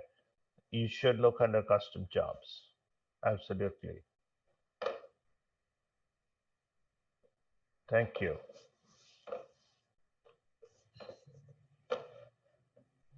Yeah, there are multiple ways you cannot have jobs. You do have a job. Okay. If you don't have a job, then you didn't execute something. Okay. I am going to turn my video off for 5 minutes. Okay, maybe I will just explain what happens next. I'm going to skip the hyperparameter. Please don't go here. Okay, it will take you half an hour to finish this job. And we only have 5 minutes left on this session. So uh, hyperparameter set up a job exactly like this. Except over here, you set up the parameters that you want to train. So here, yeah, I have given max depth, and estimator, and booster. But you have to tell what to do on those hyperparameters. So this is where it says max depth, I'm going to hypertune, but I'm going to tune it within the range 2 through 20. See there? N estimator, similarly, is an integer value. This is an integer value. And I'm going to train it between 10 and 200. Similarly, booster. So hyperparameter tuning is a step that it goes through a clever algorithm called Bayesian algorithm, by which instead of picking every value like 2, 3, 4, 5, 6 to 20, it cleverly picks values in between and finds what is the optimum value for max depth, estimator, and booster that gives you the best. Now, the booster is not a numerical value, it's a categorical value. And there are 3 options, GB tree, GB linear, and Dart. So it defines what are the parameters and what are the ranges. It also defines the metric, like you can choose ROCAU, C to be maximized. Okay, see, it maximizes. So this tells you that maximize that. It can also tell you accuracy, maximize, or you can say error, minimize, some kind of error, right? A mean squared error. MSE, in that case, you don't want to maximize, you want to minimize. So you can choose your metric, okay? If you do that, then hyperparameter tuning happens. Then you can choose the best model out of that, or you can, once you find the parameters, then you extract the parameters out of that. So this is how you extract. Bayesian algorithm, you can search Bayesian algorithm hyperparameter tuning, you'll get it. Google it. It's not the point of the class, it's more complex. So then you can extract that. Basically, it shows up as a dictionary. So it goes through all the trials and finds out the one that has the maximum value of the metric. So the way it does in hyperparameter tuning, if you click this, you don't have any of those tabs. Okay, you don't have any data. So it clicks this. So here I did trial ID, accuracy, training step, model depth was 2, epochs was 4. Okay, so it gives you this is a different model trained on accuracy metric. So you choose the highest one. So this is 0.977. Okay, so you go through all the trials and choose the highest. That's what this line of code does. It goes through all the trials and finds the highest and chooses the and finds the index for that, and then it basically goes through that index and finds out what the booster was, what the depth was, what the estimator was. Then you can retrain with those. Okay, so that's what hyperparameter tuning does. So this is training now, which is good news. It will finish very quickly. Next, I'm going to deploy the model. Okay, so I'll jump to this line.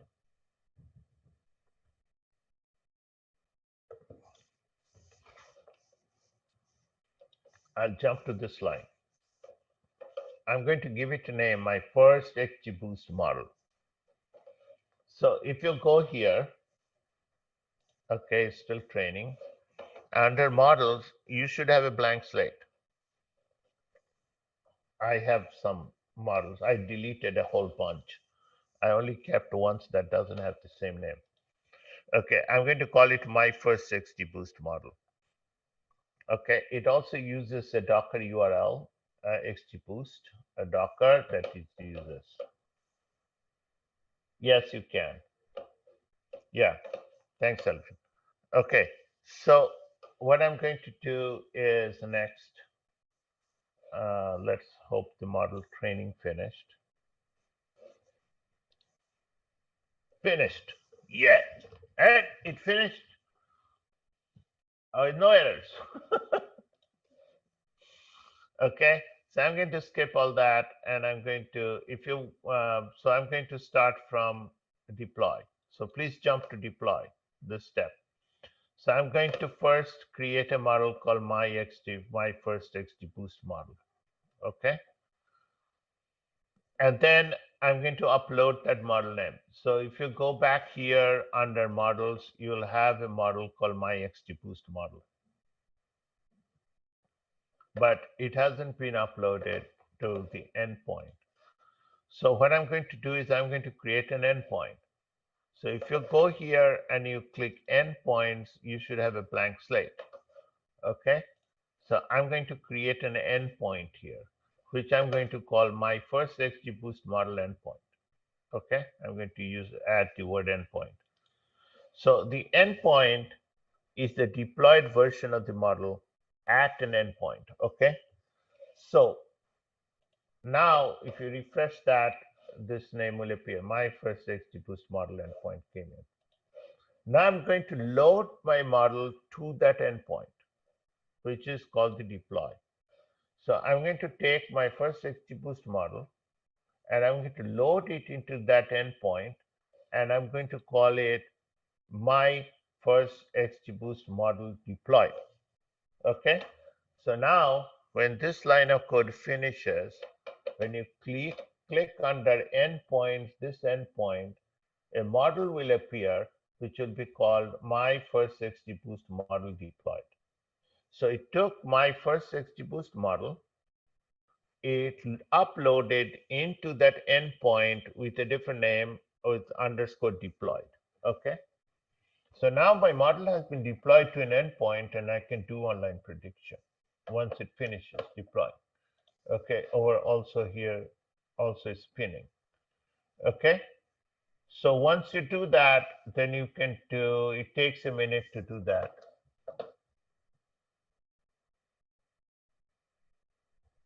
Deploy part again. Okay, yeah, I know it's fast.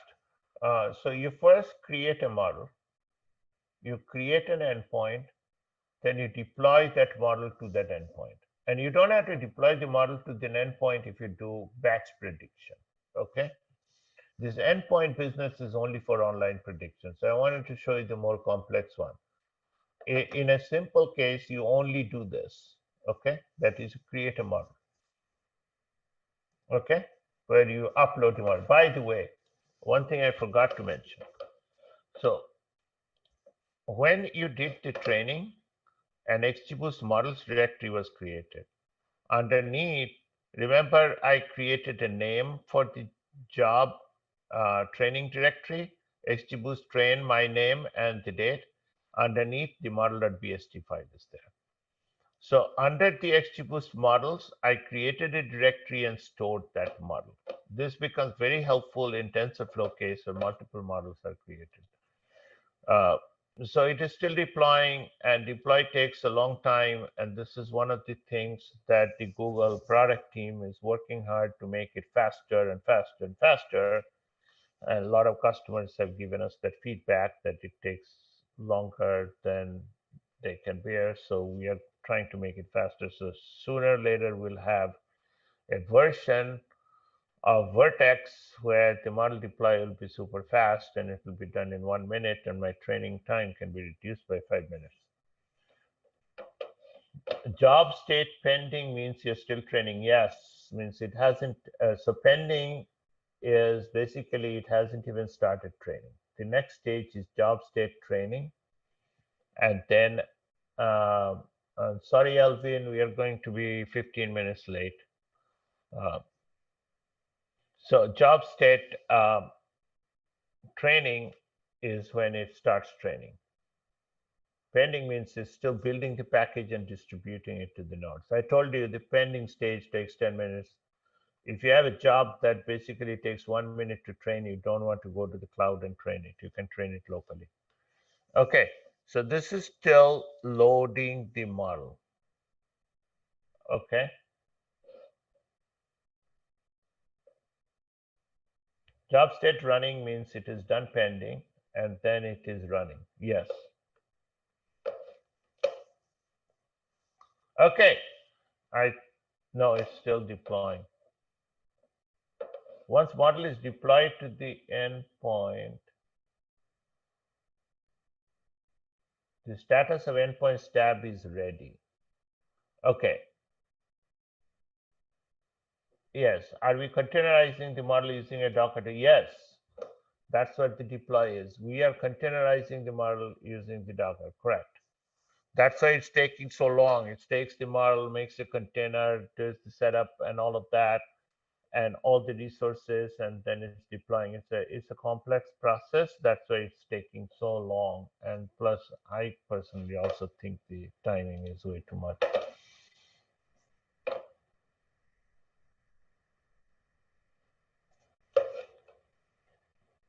Okay, I'm going to multitask a little bit, look at some of my messages.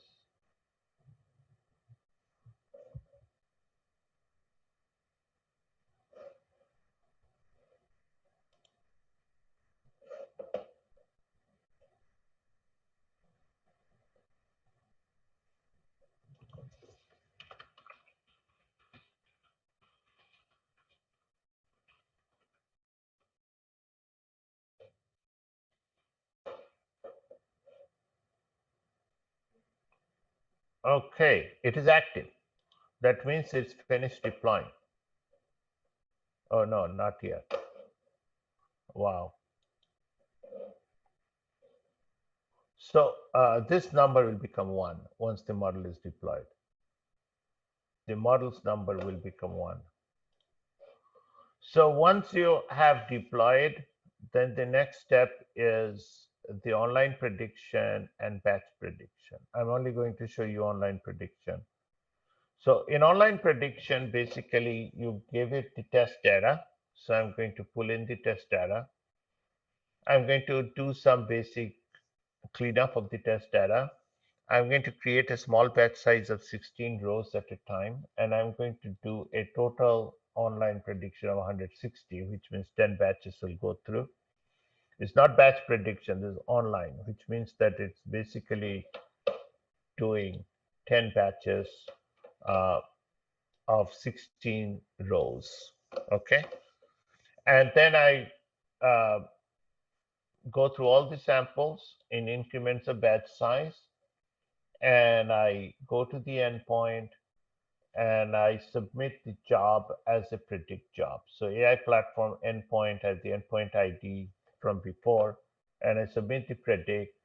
The way the format is instances equal, and then you submit the test data as a list, as a JSON list. Okay, so you submit it as a list to the endpoint with the protocol that you have instances equal.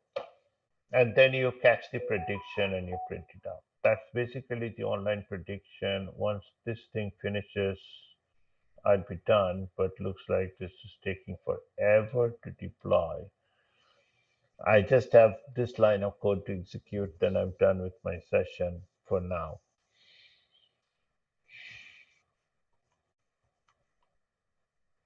And then Elvin will present how to take these modules, which is the data preparation stage, the training, hyperparameter tuning, model deployment, and model prediction, and make it into a Kubeflow pipeline. Yeah, this is a bit frustrating that the endpoint is taking so long, and it's taking almost as long as the training. And over here, the deployment is spinning.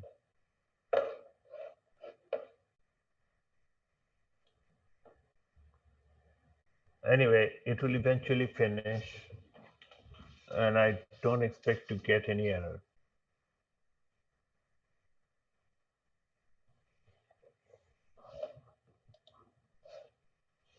So that's basically it. I'll let you guys catch up for the next 5 minutes. And once my deployment is done, I'll run the online prediction and show you how that works.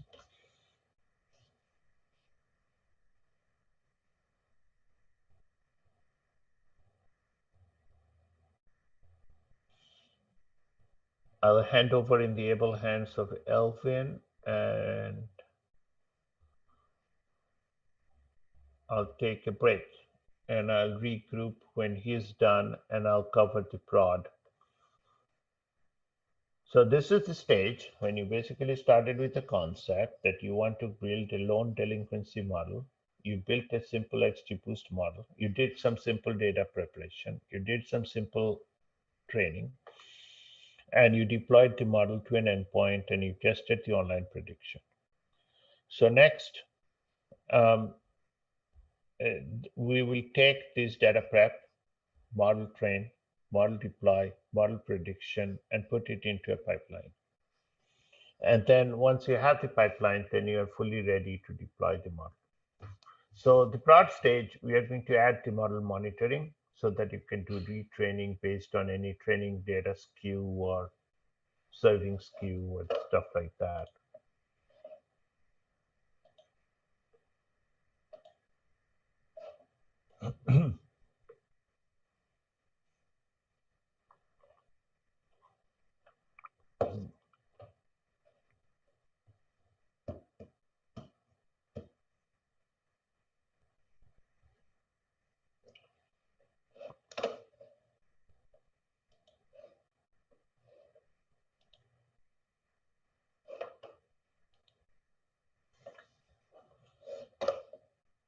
Yes, we keep track of model versions. You can put version name, and more things are being added, and things will get better and better. You can put a model version name. I don't have that here, but you could put a version, you can put different names and so on and so forth. And it will show up over here under the models. Like here, you can put, see there is labels. You can put model labels. Okay. I get index error, list index 0 out of range when running. Please don't run hyperparameter tuning. Why are you getting index error? That means that one of the training parameters range is not well defined.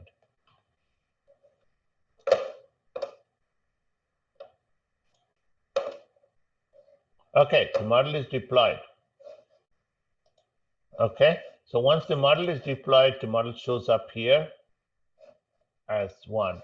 So now the model is deployed. I'm going to go through the online prediction.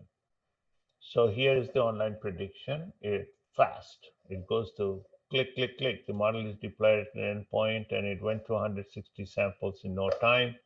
You can also print the predict probas. It gives you, for each sample, I ran 160 samples. It tells me class 0 is 0.67, class 1 is 0.11, all these are 0.1. So this is most likely class 0. This is most likely class 0, most likely class 0, like that. So all 160 samples, it prints it out right here. There's another way to do online prediction, which is not my preferable way, is to submit it as a batch, as a job with the instances in here. And then you create a JSON file under here, okay? And then you do a G-Cloud endpoints predict with that. So you can do that also, and then all the predictions come out. So this is the G-Cloud way of doing it, and this is the Python way of doing it. So that's the end of my for the dev stage. I believe you can still follow the next session, even if you're not done. If you want to take a 5-minute break and do it. Elvin, do you want to Do you have 5 minutes break? Your session will Sure. not take, will your session take a full 1 hour, or how long do you think it will take? No, I don't think so. Maybe just 30 minutes should be good enough for me. Correct. So why don't you take the next 10, 15 minutes, also good time to take a break. Those who are done, go get a cup of coffee or lunch or whatever. Those who are not done, take the 15. Is that okay, Elvin, to do the 15-minute Sure. break now? Yeah. Let's take Okay. 15 minutes and come back at the 1:30 Pacific time. Yes, Pacific time, and then Elvin can finish his session, and then I'll join after that and do the prod. Okay? So I will stop sharing my screen, and you can look at the questions here. Okay? Thank you. Thanks, Thank you, everybody, Chanchal. and thanks, Elvin, and also thanks a lot to Alan to set everything up.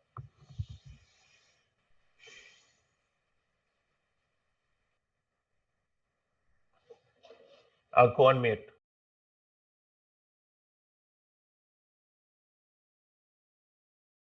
I don't want to run hyperparameter tuning because it sometimes takes 30 minutes.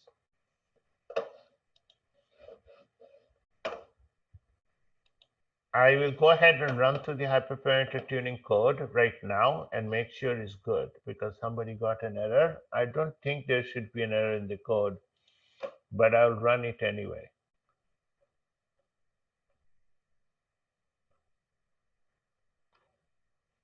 We had tested it and it all worked fine. So I don't see there should be a problem.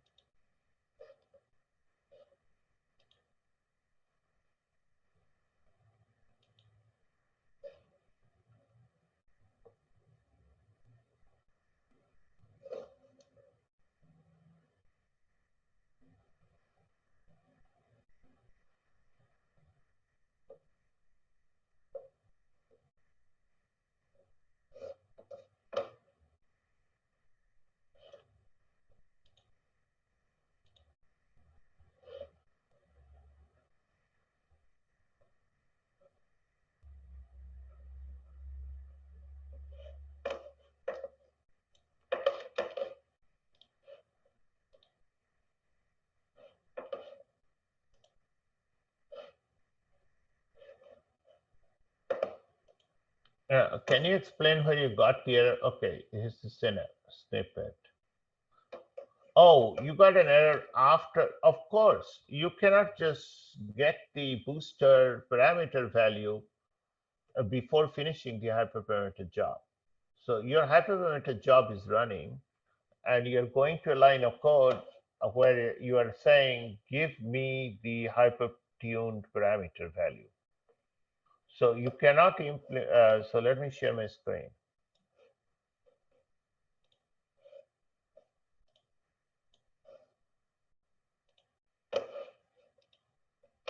You cannot run this line of code before hyperparameter tuning is done, because this is saying, give me the tuned parameters. Your tuned parameters are not done. So your trial dictionary hasn't been filled. Correct. So, so there is no bug in the code, except that you went too far ahead and you got an error. Of course, you'll get an error. Maybe we can write this code a little bit better, and instead of giving an error, we can say your hyperparameter is not done.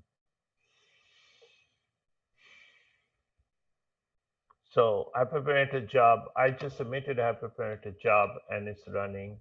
And once it's completely done, after half an hour, you can go and click that line. You can execute this cell, which is this cell, and it will work fine.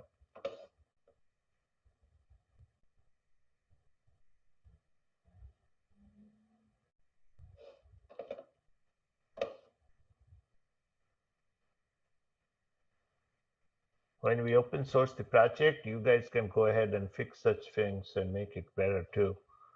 Awesome, thank you.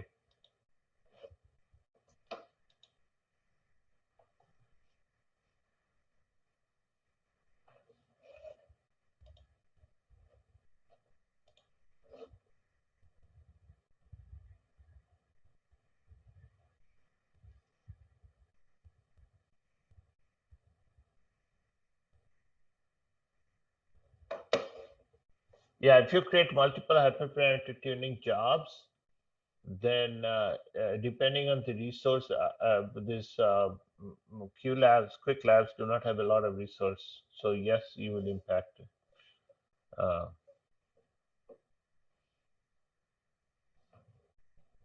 Yeah, you can cancel one of the jobs. So this is how you cancel this vertical bars, and you say cancel hyperparameter tuning job.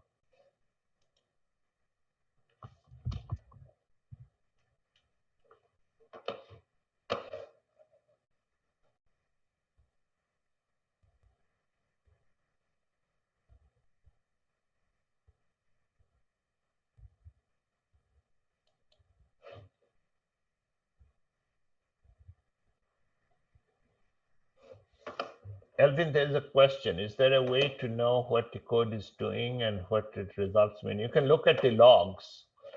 The logs give you a lot of information as to where you are in the tuning.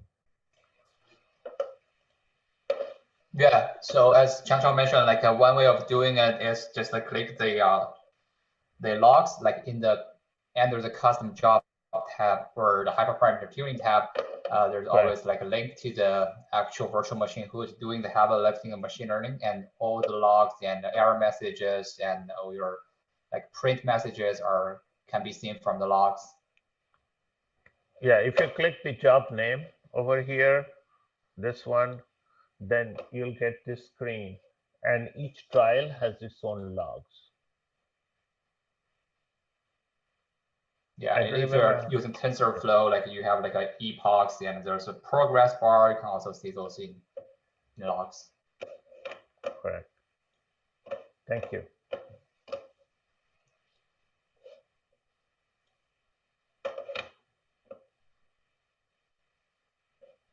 Yeah, if you want to do fancy, you can also like output some like a TensorBoard files into the cloud storage, and you can view the TensorBoard to see the loss function and all the metrics using the TensorBoard. That's another way of doing it.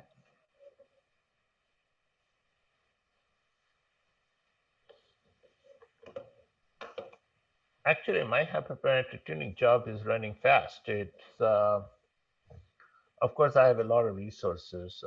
I'm not on a quick lab framework, so maybe that's the reason. So it did the pending very quickly, and now it's 5 minutes into running. I'm so glad that so many people are following along, and we have 95 viewers. It dropped to 58 for some reason. So how are you guys doing? Is anybody not caught up yet? Might as well wait 3 minutes. Okay, so Srikanth is still running what? Deploy? Deploy your training. What are you running? Okay, you're training or hyper training? Oh, that's why. I told you guys not to do it.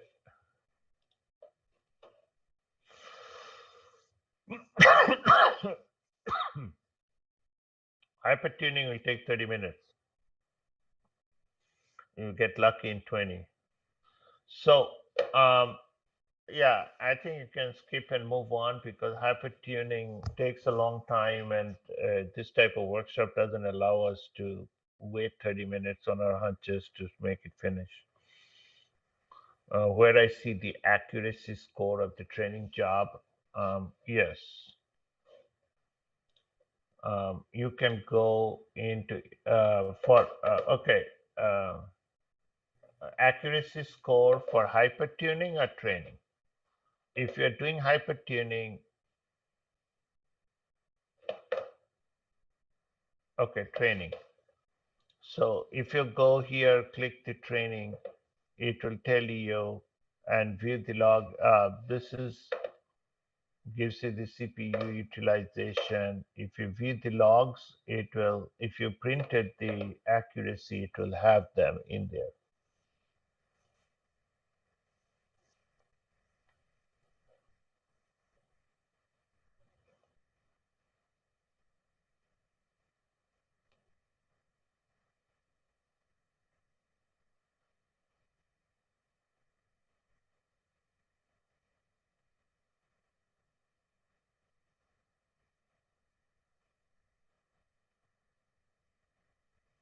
Elvin, is there an easy way to check the accuracy metric here?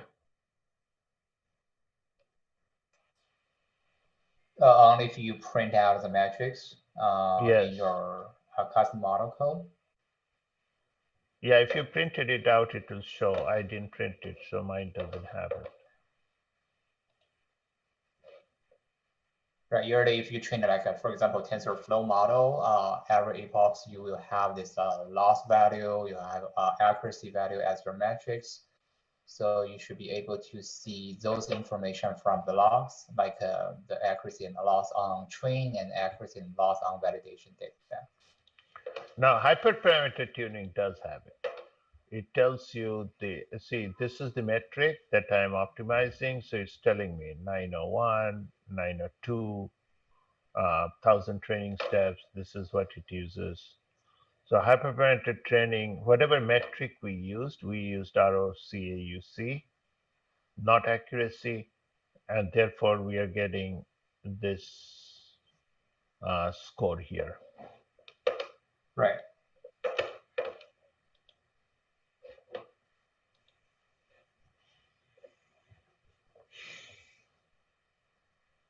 Okay, I think Elvin, you can start your session. Some people missed my comment that we won't do hyperparameter tuning and moved ahead with it, but I think you can continue with this. Sure. Thank you, Elvin. I will go on pause. I'll awesome basically presentation. go on Thank you mute. very much. Thank you. Yeah, so you haven't covered the slides yet, right? So I should start from the no, I haven't covered the test stage slides. I have covered test up stage. to, yeah. Okay, yeah, let me start from the slides and we'll go dive into the code after we cover all these slides. So let me show this in presentation mode. Make sure everybody can see my share screen. Okay, I think you should be able to see my screen now. So yeah, like Chanchal has covered the test stage, the dev stage. Now I'm after the dev stage, the next one is the test stage. So here we're gonna link all the steps within your machine learning workflow into a overall pipeline, like starting from data ingestion to output the model artifacts and doing the prediction using the model you have trained. So basically, I'm showing two examples of a Vertex pipeline here. So on the top, you can see a training pipeline where we start from data preparation, like data ingestion first and data preparation, like doing some pre-processing on your training and validation data sets and doing some augmentation, for example. Then you feed the data into your hyperparameter tuning component for finding the best combination of hyperparameters. After that, you train your final model. Maybe you want to increase your number of training epochs in this stage. So get the best combination of hyperparameter and train a final version of the model. So after the model is trained, you save the model into the cloud storage bucket. So you have this, for example, PP file or say some model folder of your TensorFlow model, for example. If you're using XGBoost model, save the corresponding model artifacts as well. Then you can deploy the model to the cloud. Deploy means you're running a virtual machine like a ECG at all times, and whenever a prediction request comes in, you can do the prediction using your deployed model and return the predicted value in the real time. You also have the model evaluation component, which give you a basic metrics of your training, validation, and testing data, how the model performs, like for example, confusion matrix, ROC, or accuracies, those key metrics like that. And besides the training pipeline, we can also see an example of the prediction pipeline at the bottom. So for prediction pipeline, it assumes you already train a model and you deploy the model somewhere on the endpoint of the GCP. So whenever data comes in, you have to make sure your training data, your testing data is processed the same way as your training data to avoid any shift or disconnection between your training and testing data to make sure the model are seeing the similar distributions.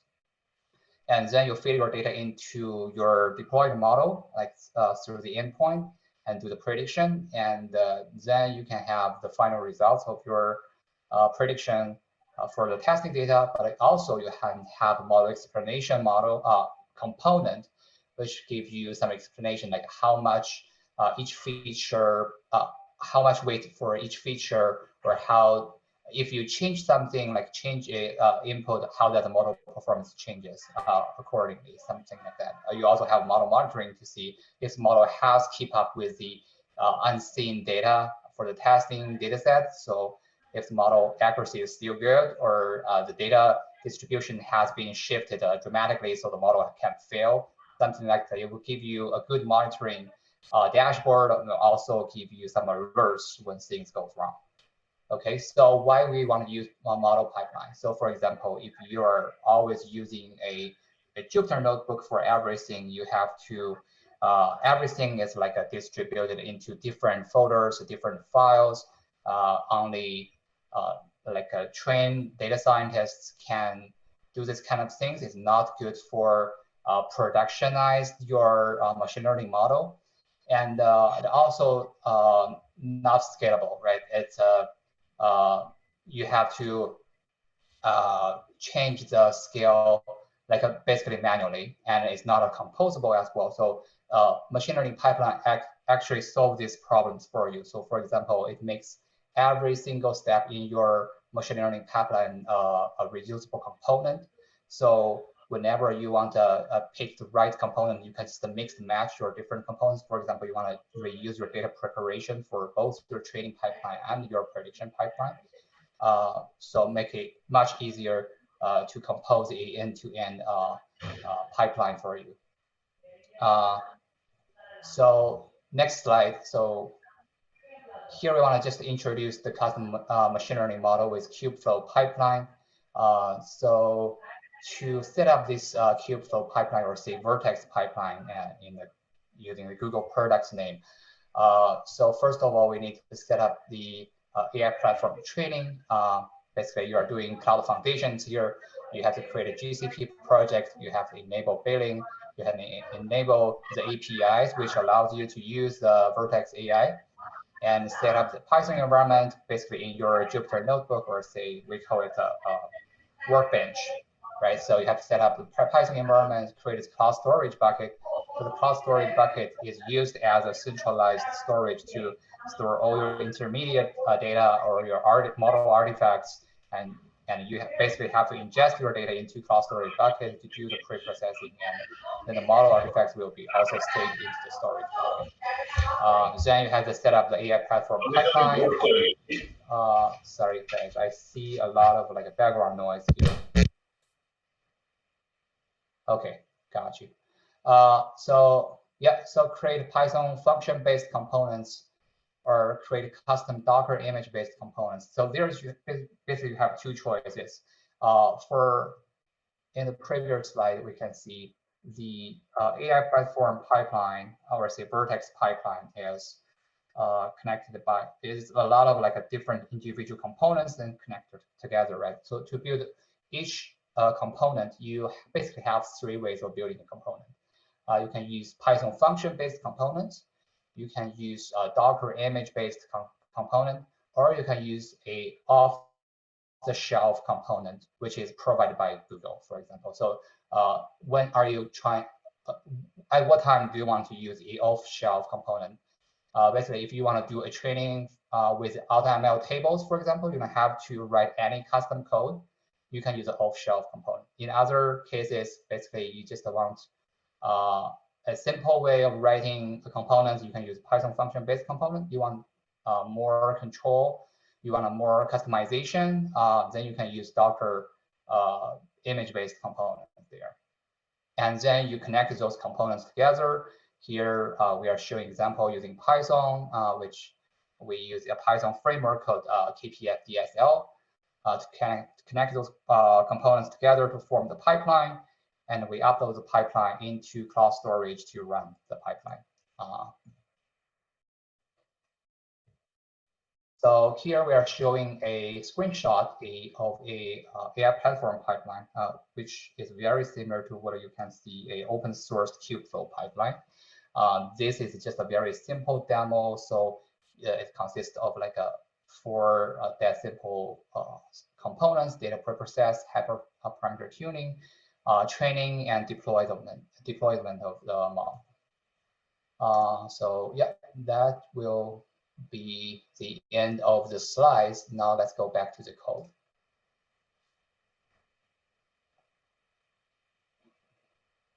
So here in the same directory, like AI Platform XGBoost Vertex, you should see three notebooks. One is called XGBoost Setup. Second one is called XGBoost Vertex, and the third one is called XGBoost Vertex Pipeline. So here I just want to cover the third one, XGBoost Vertex Pipeline. If you can double click, you will open this notebook, and it will show how to build a Vertex pipeline here. So first of all, you need to import your Python packages or frameworks needed for running this code. So basically, we're importing KIP, which means Kubeflow pipeline. We import KIP components as comp, and we import KIP DSL as domain-specific language as DSL. And we also name one data structure called name tuple, which is used as the return value of each Python function. So basically, we are showing example of using Python-based components. So yeah, just like the name says, Python-based components, each step is just a Python function. If you're getting an error, module not found for KIP, probably you need to install the KIP. So I think you should be able to install the KIP in the previous steps. But if you haven't, you need to do, let me think, you need to do PIP install KIP, I think. Let me try to do a quick search.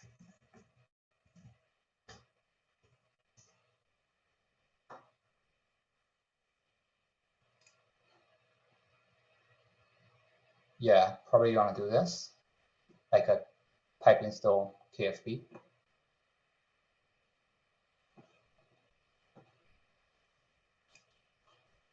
Okay, so yeah, as I said, each component is just a Python function. So for the first Python function, it's called data preprocess. As the name suggests, it's just doing preprocessing of your input data. And you take three inputs, bucket name, that's where you want to save your data. Hi, Elvin. Yes. There's a question that pip install KFP is having an error for some people. If you have error with pip install in the notebook, probably there's two ways to fix it. First of all, you want to make sure you're installing to the correct Python version. So I'm just type here. You want to make sure it's Python 3. Just run it like this. It will make sure you install the KIP in Python 3 versions, not the Python 2.7. And if you still have like credential issues, you want the -- user, and make sure you just install the package for your current user, not in the root user.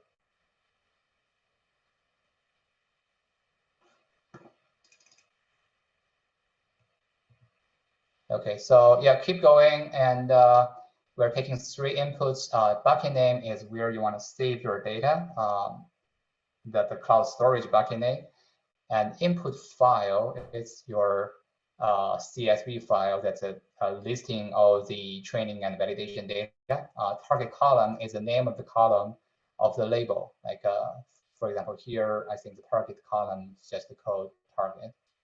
And you do a bunch of things inside here, just doing preprocessing. Yeah, so basically you drop the unique ID column, which is not useful for machine learning. You convert categorical columns into one-hot encoding. So any machine learning models cannot take categorical features directly. You have to convert to some numbers that can be taken by a mathematical model. So here we convert into one-hot encodings. Here we also split the test, the training and test into different sets. So we have X train, X test, Y train, and Y test. After that, we save those training and testing, actually it's called validation, training and validation data sets into the cloud storage. That will be the end of our first component. And then you return a name tuple data structure saying this your GCS path to your training and testing data sets. And you also get the number of classes for your labels. The next component is very similar. You take several different inputs here, and you return a name tuple. The second component is called hypertune. As the name suggests, that we are doing hyperparameter tunings here. As Chanchal showed in the previous code example, we are doing hyperparameter tuning for 3 hyperparameters like max steps, number of estimators, and booster types. So the max steps should be an integer, so we are searching between 2 and 20, and we are using unit linear scale, which means the searching is linear. You can also use a logarithmic scale, so the searching will be logarithmic. For example, you are searching for learning rate, you want to do 0.1, 0.001, 0.001, that will be logarithmic. And the booster types, right? So you have basically 3 choices, GB tree, GB linear, dart. And once you decide what's the hyperparameter you want to tune, you just you have also to decide what's the machine type, right? Here, I think this machine type will just be very simple. Yeah, this just will be default as N1 standard 4 with no accelerators, but you can also add machine types with accelerators with GPUs or with TPUs based on your needs, like to further accelerate your training or hyperparameter tuning process. Then you give all the configured parameters and start a hyperparameter tuning job. It will do the exactly same thing as Chanchal showed in the previous code example, but now it's already wrapped into a component and it will be automatically run for you once the pre-processing has been done. It will kickstart the hyperparameter tuning job automatically as a second step. So the third component is called get HPT job status that basically monitor the status of the hyperparameter tuning job to see if it is finished or it's failed or it's still running, right? So once it's finished, it will send a bunch of code to extract the best combination to train the final model. So it will give you the corresponding best booster type, the max steps and number of estimators for you. And you use those use those hyperparameters to train your final model. So the next component is called train. Basically, you are just training the final model using Vertex AI. Again, you can specify the machine type. Here, I just a default to N1 standard 4 with just CPU training, but you can always attach GPU or TPU to the machine to further accelerate the speed. And the return will be the training job ID. So you get the job ID, then the next component called job status will use ID to query if the job is finished or not, or is failed or success. So after getting the job success, then we have the model artifacts, right? So you can import the model, deploy the model to Vertex AI endpoints, and it's ready to be used for prediction. So as you can see, all these things are just the Python functions. If you just call it from a Jupyter notebook, you can still do it. I just have to give the correct input parameters there. But how do we compile those Python functions into something called components? It's very simple. You just use this line code. It's called com function to container of. and you give the corresponding function name. This is optional. You can also give the YAML file name, which means you will see a YAML file in your local directory, and you can reuse the YAML file for future pipelines. But you can also choose not to save the YAML file. And anyway, it will be returned this object called preprocess op. And this object is a component which can be used in your Vertex AI pipeline. And we just did this repeatedly for all the Python functions here. And we get all these objects. Everything is called op, which means operation. Like you have this preprocessed hyperparameter tuning and get hyperparameter tuning status, train, and get train status, and import model. And once we convert all these Python functions into components, the final step is to connect those components together to form a Vertex training pipeline, which is very easy to do. So every time we just call this function, or say call this component, we give them the actual input number, input values. And how do you connect those components together? Just use the output of the last component as input of the next one. So just using output and inputs, we are actually waving the net and connect all the components together to form a pipeline. So for example, here, we are using the preprocessed task as a previous step, outputs, and use these outputs as input to feed into the next step, right? So we are keep doing this, and you can see we are actually building a DAG. We are building a directed acyclic graph to connect all the components together to form a pipeline. And once we have done all these, we just wrap the entire thing up as a Python function. And we also need to give the function some input arguments so it can know what kind of data it's taking, what's some of the parameters you want me to run, and also give a good decorators here to indicate this is a AI platform pipeline, right? So it will know this is a pipeline. And after all this, we have the pipeline. We can do two things. We can either run this pipeline inside some open source Kubernetes clusters, or AWS or Azure, or whatever, based on what's the Kubernetes clusters you have.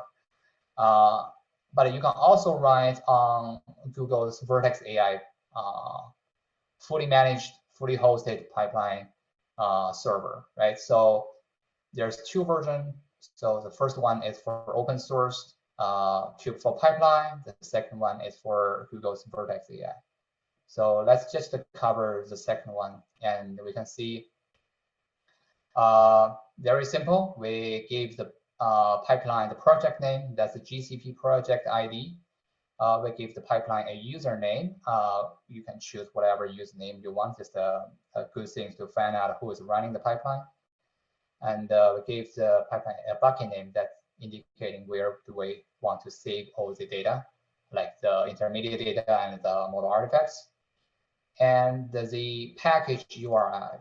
So what is the package URI? So when you are running the pipeline, you're actually calling your custom model, either a XGBoost model or a TensorFlow model or a scikit-learn model, whatever, right? So you have to wrap your model, your custom code into a Python package and put the package inside the cloud storage to be able to allow the pipeline orchestrator to run your custom model. So to do that, you have to run this line of code, which I just comment out at the beginning. All right, so what I have done here, I just cd into the, maybe it's not the right directory because I already built the package. You only have to build the package once, right? When you have the package, you don't have to rebuild it. So cd into the package directory and run build image.sh. Right? What's that doing? It's just doing a Docker build, Docker push, and it will push your package into a GCR container registry. That's what it's doing. Okay, once you have the Python package, come back here. You just compile the pipelines, right? So you already have the Python function, as I mentioned. You have this nice Python function with a decorator on top, and you do compile. You actually convert this Python function into a pipeline artifacts based on what kind of version you're using. If you're using open source Kubeflow pipeline, it could be a JSON file, or let me sure. Okay, if you're using an open source Kubeflow pipeline, it could be a tarball. And if you're using Vertex AI pipeline, it should be a JSON file. But anyway, it's just a configuration file telling what the DAG looks like, what the pipeline are connected. And you upload these artifacts into the Vertex AI orchestrator for it to run. So you also have to give the pipeline parameters here. So what's this? So the pipeline parameters is just a Python dictionary, and each key is just a user argument with your pipeline function, and each value is your input value. So for example, if your train pipeline takes these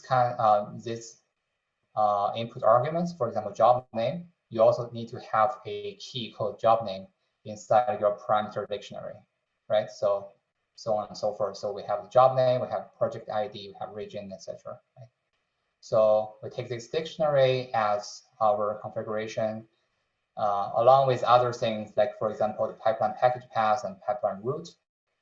And we just call API client create run from job specification, and it will kickstart a run for us. So if I run this cell, it will see the pipeline jobs here. It will give me a link. If I click the link, I will be brought to the Vertex AI UI. So if you see the Vertex AI, it's an umbrella covering a lot of different sections. So the workbench basically is just the Jupyter notebook with a lot of more things, of course, and training that's covered by Chanchal, so like custom code training or hyperparameter tuning. And the pipeline section covers the pipeline, like the orchestration of the entire machine learning process. So you can see the first component has been run before, and I haven't changed any code in there, so it will just skip, and we'll use the output of the previous running as the input, and feed into the next hyperparameter tuning step. So now the hyperparameter tuning step is still running. Maybe you can click to see the logs, see the job is preparing, which means we haven't started any hyperparameter tuning jobs yet. It's still looking for resources. It's still looking for the virtual machine workers, and if I have accelerator, it's still looking for those accelerators to start the job. So once this step is finished, it will go to the next step, which just monitors the hyperparameter tuning job status. Once hyperparameter tuning gives a successfully finished status, I will go to the next step, which is the training of the final model. Once the final model is trained, I get the job status to be successful, and I will import the model into Vertex AI and then potentially deploy the model. So it gives a nice illustration of how those components are connected. Remember, we just connect those components using the input and outputs of the functions. And it gives a good illustration of the DAG. It gives you a status, how each components are run, and what's the status of the entire pipelines. Another good thing is like when you are doing Vertex AI training using the pipeline, you can also speed out or export artifacts, what we call artifacts. And so the artifacts basically consist of three things: the data set, the model, and the metrics, right? So when you are training your model with your pipeline, you can keep track of what data set you have used for each training, what's the model version of each training, and what's the metrics for each models.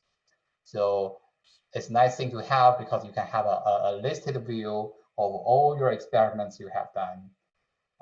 You can do a quick search and filtering of desired model or like in a dedicated date. So that's a good thing to have those artifacts, right? So so basically this wraps up the pipeline, right? So basically what we have done is just containerize or wrap up everything Chanchal has mentioned into individual components and connect those components together into a DAG and deploy this pipeline onto Vertex AI for the running.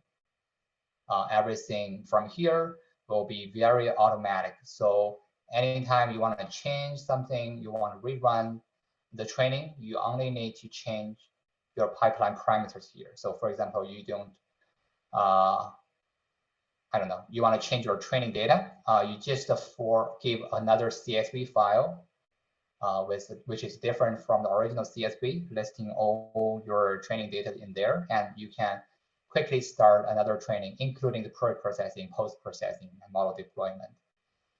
You don't have to change anything else. So that's a good thing about pipeline.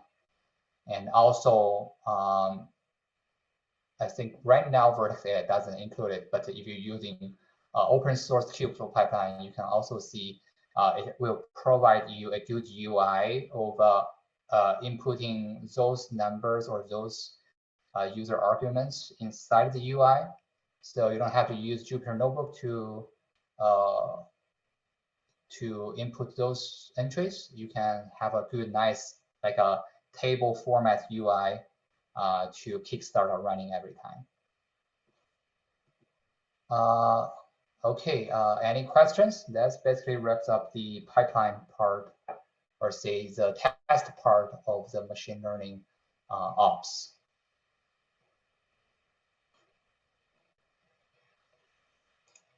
Can we have a condition step? Yes. So we can have a condition step that checks the accuracy of training. So basically, you are looking at a if-else term that will check if the model performance reach some accuracy levels of the preset number, and you can deploy the model if that condition is met, right? So you can ignore the model if the condition is not met and retrain the model, something like that. But I'm not showing example here, but you do have the functionality of getting the condition step. If the feature transformation already done as pre-processing step, yeah, so the feature transformation, there's two place you can put the feature transformation, right? So you can put it into the Vertex AI pipeline as a part of the pipeline as a single component. You can also put the feature transformation outside the pipeline as a pre-processed step before you feed the data into the pipeline. So that's basically based on what's your choices are, what's your current systems are, how do you get the data, right? Something like that. Maybe you want to use data flow to do more parallel pre-processing, you can use that. But you can also integrate a data flow pipeline into the Vertex AI as a single component. So you have a big ML pipeline, which have a data flow pipeline as one step. To run this part with KIP, do we need previous results training? No, I think this is the independent stuff. So we are actually basically redoing what Chanchal has done, but using the pipeline. Yeah, Chanchal, give it back to you. Awesome. Thank you, Elvin. Can you guys hear me? Can you hear me, Elvin? Yep. Yep. Okay, awesome. Great. Thank you. So it's 2:05 Pacific time.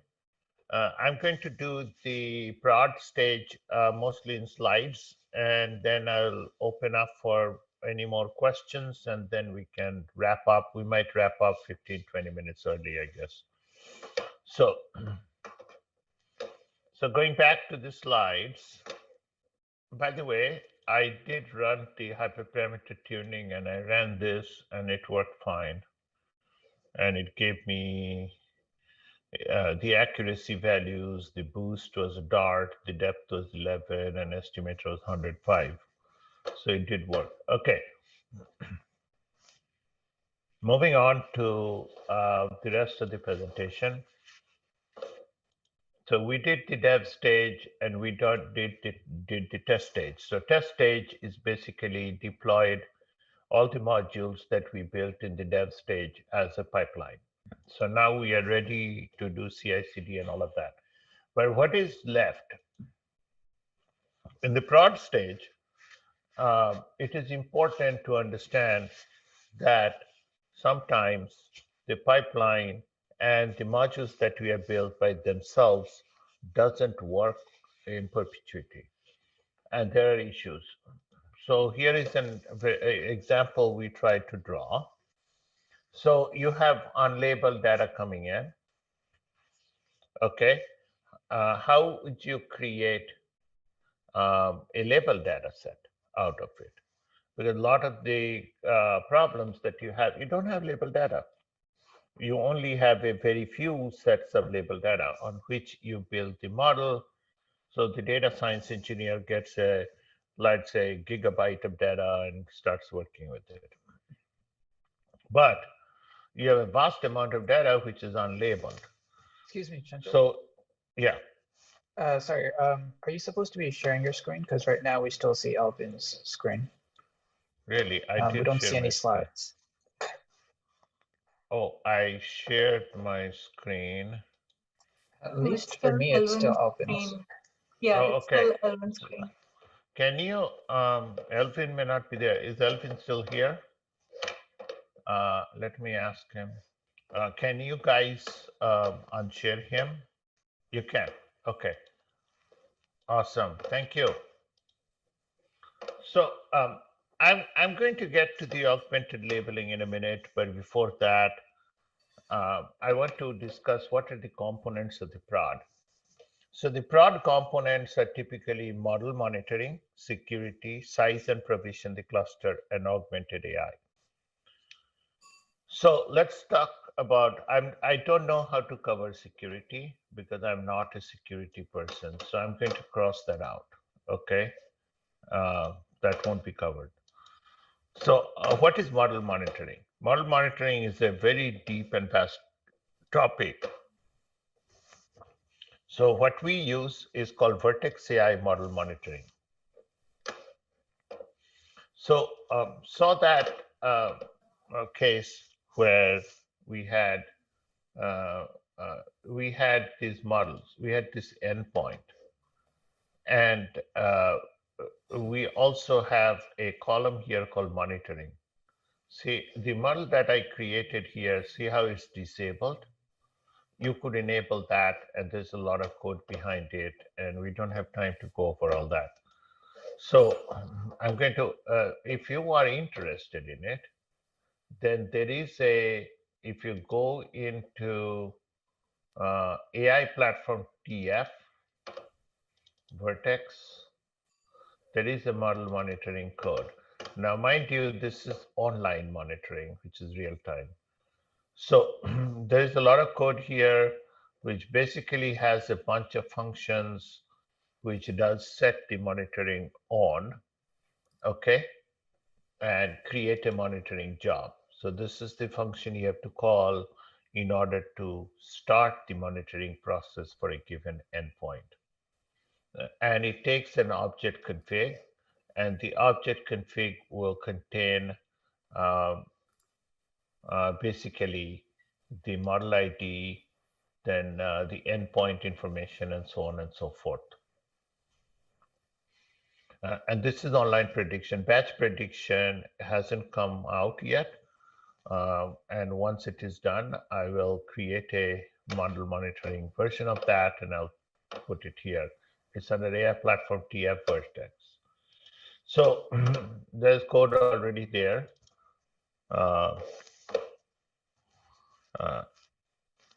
Okay, is all the code that we use for the, it's there, yeah, on the GitHub, but we only use the XGBoost version. We did not use the TensorFlow version. So going back to the slides, so we use Vertex AI model monitoring. After a model is deployed in production, there are often changes in the input data provided to the model for predictions, because data is never same. It is called stationarity of the data, that is the underlying statistical characteristics on an average keeps changing. So that is called white sense stationarity, and these are all statistical terminologies. When the prediction input data deviates from the data in the model was trained on, the performance of the model can deteriorate, even though the model itself has not changed. Therefore, models used in production require continuous monitoring to ensure that they continue to perform as expected. So Vertex AI has two versions of model monitoring for online prediction called training feature skew and prediction drift skew.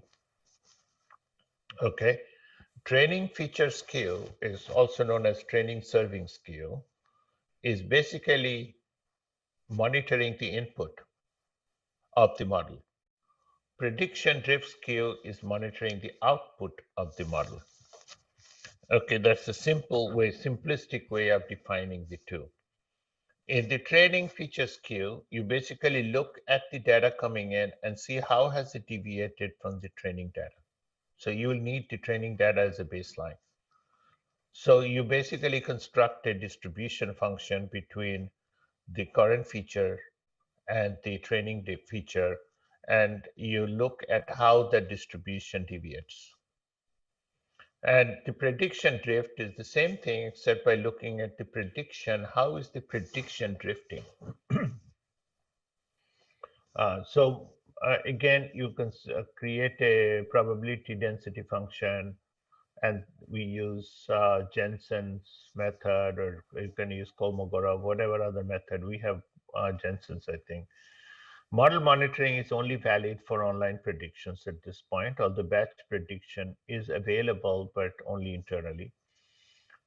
So this will be supported Q4 2021, batch prediction. Monitoring alert messages will be communicated by email, although other methods can be supported. So what is training serving skew? Training serving skew is, as I explained, occurs when the feature data distribution in production is different from the distribution of the feature data that was used to train the model. Therefore, when the production data deviates from the training data, it is a strong signal that the performance of the model can deteriorate. If the original training data is available, you can enable skew detection to monitor the models for training serving skew. So you need the training data. So here's an example of different features on the left column, and it gives a number between 0 and 1 as to how much the deviation is. So you typically want to set up the threshold to be 0.6 or 0.8, whatever your level of tolerance is, that when this deviation becomes larger and larger and crosses the threshold, an alert is generated. In the prediction drift, this is monitoring the output. Occurs when the feature data distribution in production changes significantly over time. These changes also affect model performance. So you look at the output of the model. If the original data is not available, you can enable drift detection to monitor production inputs for changes over time. We use the following feature distribution distances. These are probability density distance measures. One is called L infinity distance. The other is called Jensen-Shannon divergence. You can get the histogram and do Kolmogorov and other methods. Those are basically density, detection of density changes. I'm talking about probability density functions. Now you can visualize this too by board. Here's an example of that, by which you can see these are different features. And then you can see how these features have deviated over time. And you can see the distribution in nice tensor boards, uniformly distributed. These are suspicious distributions. Okay, so you can look at all of these and you have very, very good statistical measures that you can use with TensorBoard. And here's an example of doing it, and the code is available. It uses TFDV. TFDV stands for TensorFlow Data Validation. Okay. Besides the training serving skew and the prediction drift, you can monitor a bunch of other things. One is called predictions per second, prediction error percentages. You can also monitor model latency. That is, how long does it take to do the prediction. You can detect total latency. You can also detect the different response codes with various types of errors. And you can also determine requests per second. This is a very key parameter. So with all of this, you could find out how the model is performing. And what you want to do is, based on that, you want to do a retraining. So going back to my original picture, okay, so you are doing a monitoring and you found out that there is a problem. Then you create a retraining trigger cloud function or a module. So the retraining trigger can take inputs from monitoring or new data, and it will start a retraining signal. Okay, there are various ways you can retrain. You can retrain on a schedule, on human triggers, on monitoring triggers, or on data triggers. So going back to this full picture I had here.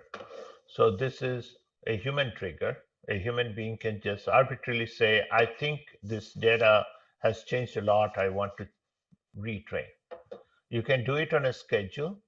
You can do it on a model monitoring, or you can do it on amount of data that came in. You can say, as soon as there is 10% more data, I want to retrain, irrespective of what the quality of data is. Okay, maybe same, but still I want to retrain.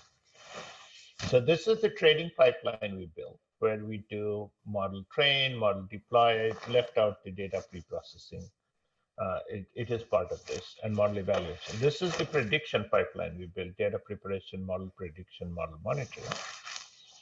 Now, there's another piece, which is augmented AI, which is basically saying that you want to do data labeling.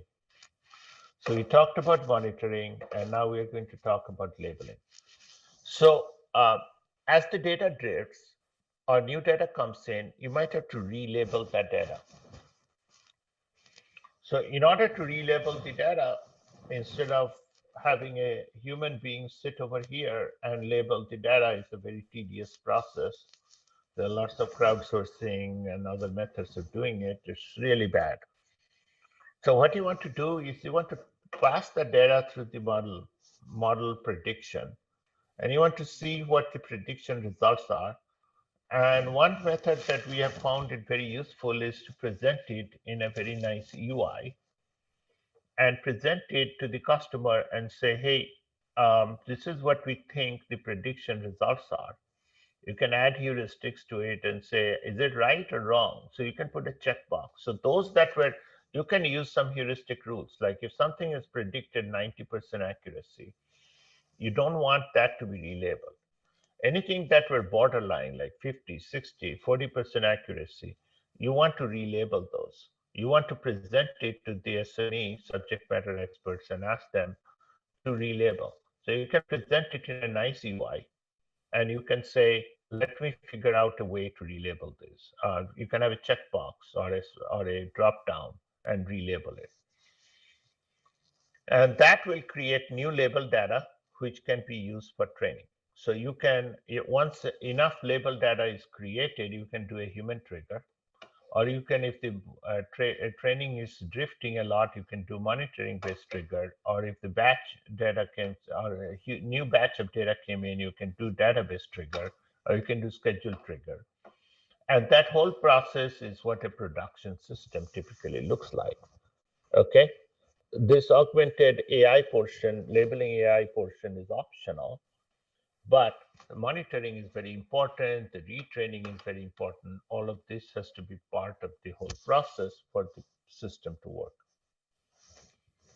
So that's basically the broad portion of the presentation. With that, if you have any more questions, and don't forget, this is our GitHub. I'll copy it and I'll place it.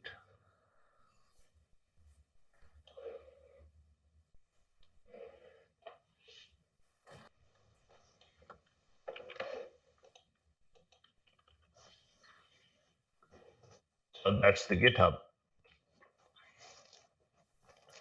So if you have questions, I'll take it for the next 10 minutes. If not, we finish early.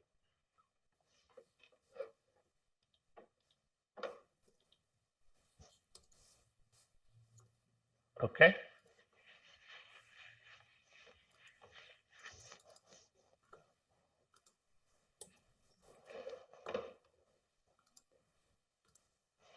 Okay. I can share this slide deck right now. Let me do that.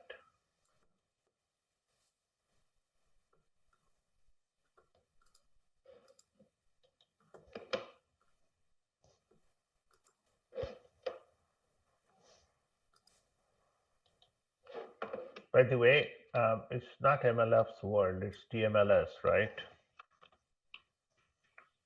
Yes.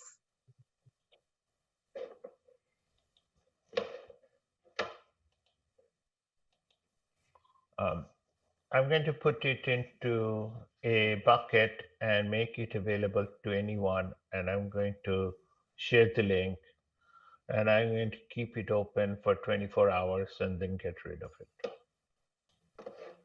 Okay, here it is. I just shared the link. I'll leave it open till tomorrow morning for you guys to download.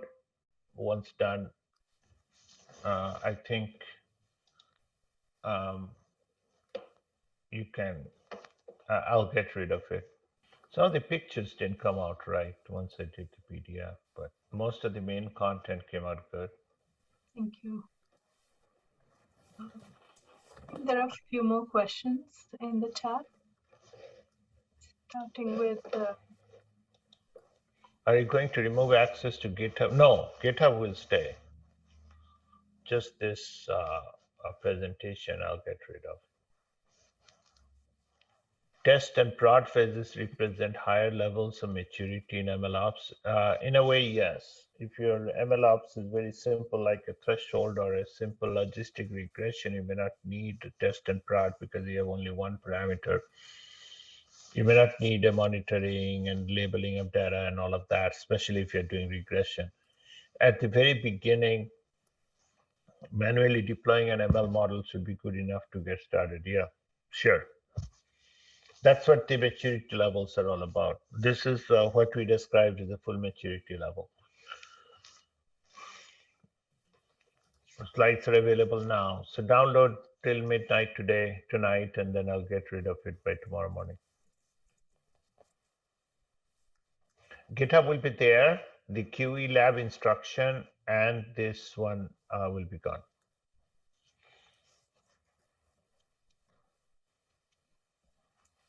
there was one more from Azad. Are there any steps of ML model development process that must be done outside Vertex? You can do pre-processing and pre-process the data outside Vertex, like Elvin said, or you can make it a step in the Kubeflow pipeline, which will be part of Vertex. Yeah, so go to the XGBoost is what we have tested for this lab, which is XGBoost Vertex. That's what the code is, and that's a good one. Anything else is unproven and is work in progress. It's not open source yet because it's still work in progress. There's too many components of MLOps. The prod portion is not fully done. The TensorFlow is not fully done. AutoML is not done. There's a lot of things we are building up. And once everything is built up, we'll open source it. Any more questions? Otherwise, thank you very, very much. It was a pleasure being part of this session, and I see people are dropping off already. And thanks for giving us the opportunity to speak here. And we finished half an hour early, but this I can't open the link above. Can you open it? Yes, I could open. If you can open it, if you could. Okay, I'm not recording, so TMLS will have to decide if they're going to post it or not. Yes, I think it will be posted. Google Drive slides link works for me. The PDF download works. Okay. I'm unable to copy and paste link. Since TMLS can't download the link, why don't you get a copy of the PDF, and whoever didn't get it, you can directly talk to them. Yes, sure. Yeah, model monitoring is a complex topic, and I think it will confuse people if I get started on that right now and start going through the code. It will take a couple hours. I don't want to get into it right now. But I have the code example. Model monitoring itself should be a whole workshop because you have batch monitoring and online monitoring, two separate. Yep. So thank you very much. Thank you on behalf of TMLS team. Thank you, Dr. Chanchal, Dr. Elvin, and Alan for walking us through the pipeline. And thank you all attendees for your attention. Awesome. And I'd like to know the stats and the feedback. Sure. And if you collect any analytics on it, I'd be happy to see that, because I saw 95 participants, it stabilized to 58. So there was a major drop off. Is it because of the complexity, or people had other things to do? If there are suggestions to improve it, I'd love to have that feedback, and I'd like to know if people liked it, how they rated it. Yep. In a scale, whatever scale you use, I'd love to get that feedback. Okay, please provide that to us. Thank you. Sure. Thank you so much. Thank you, everyone.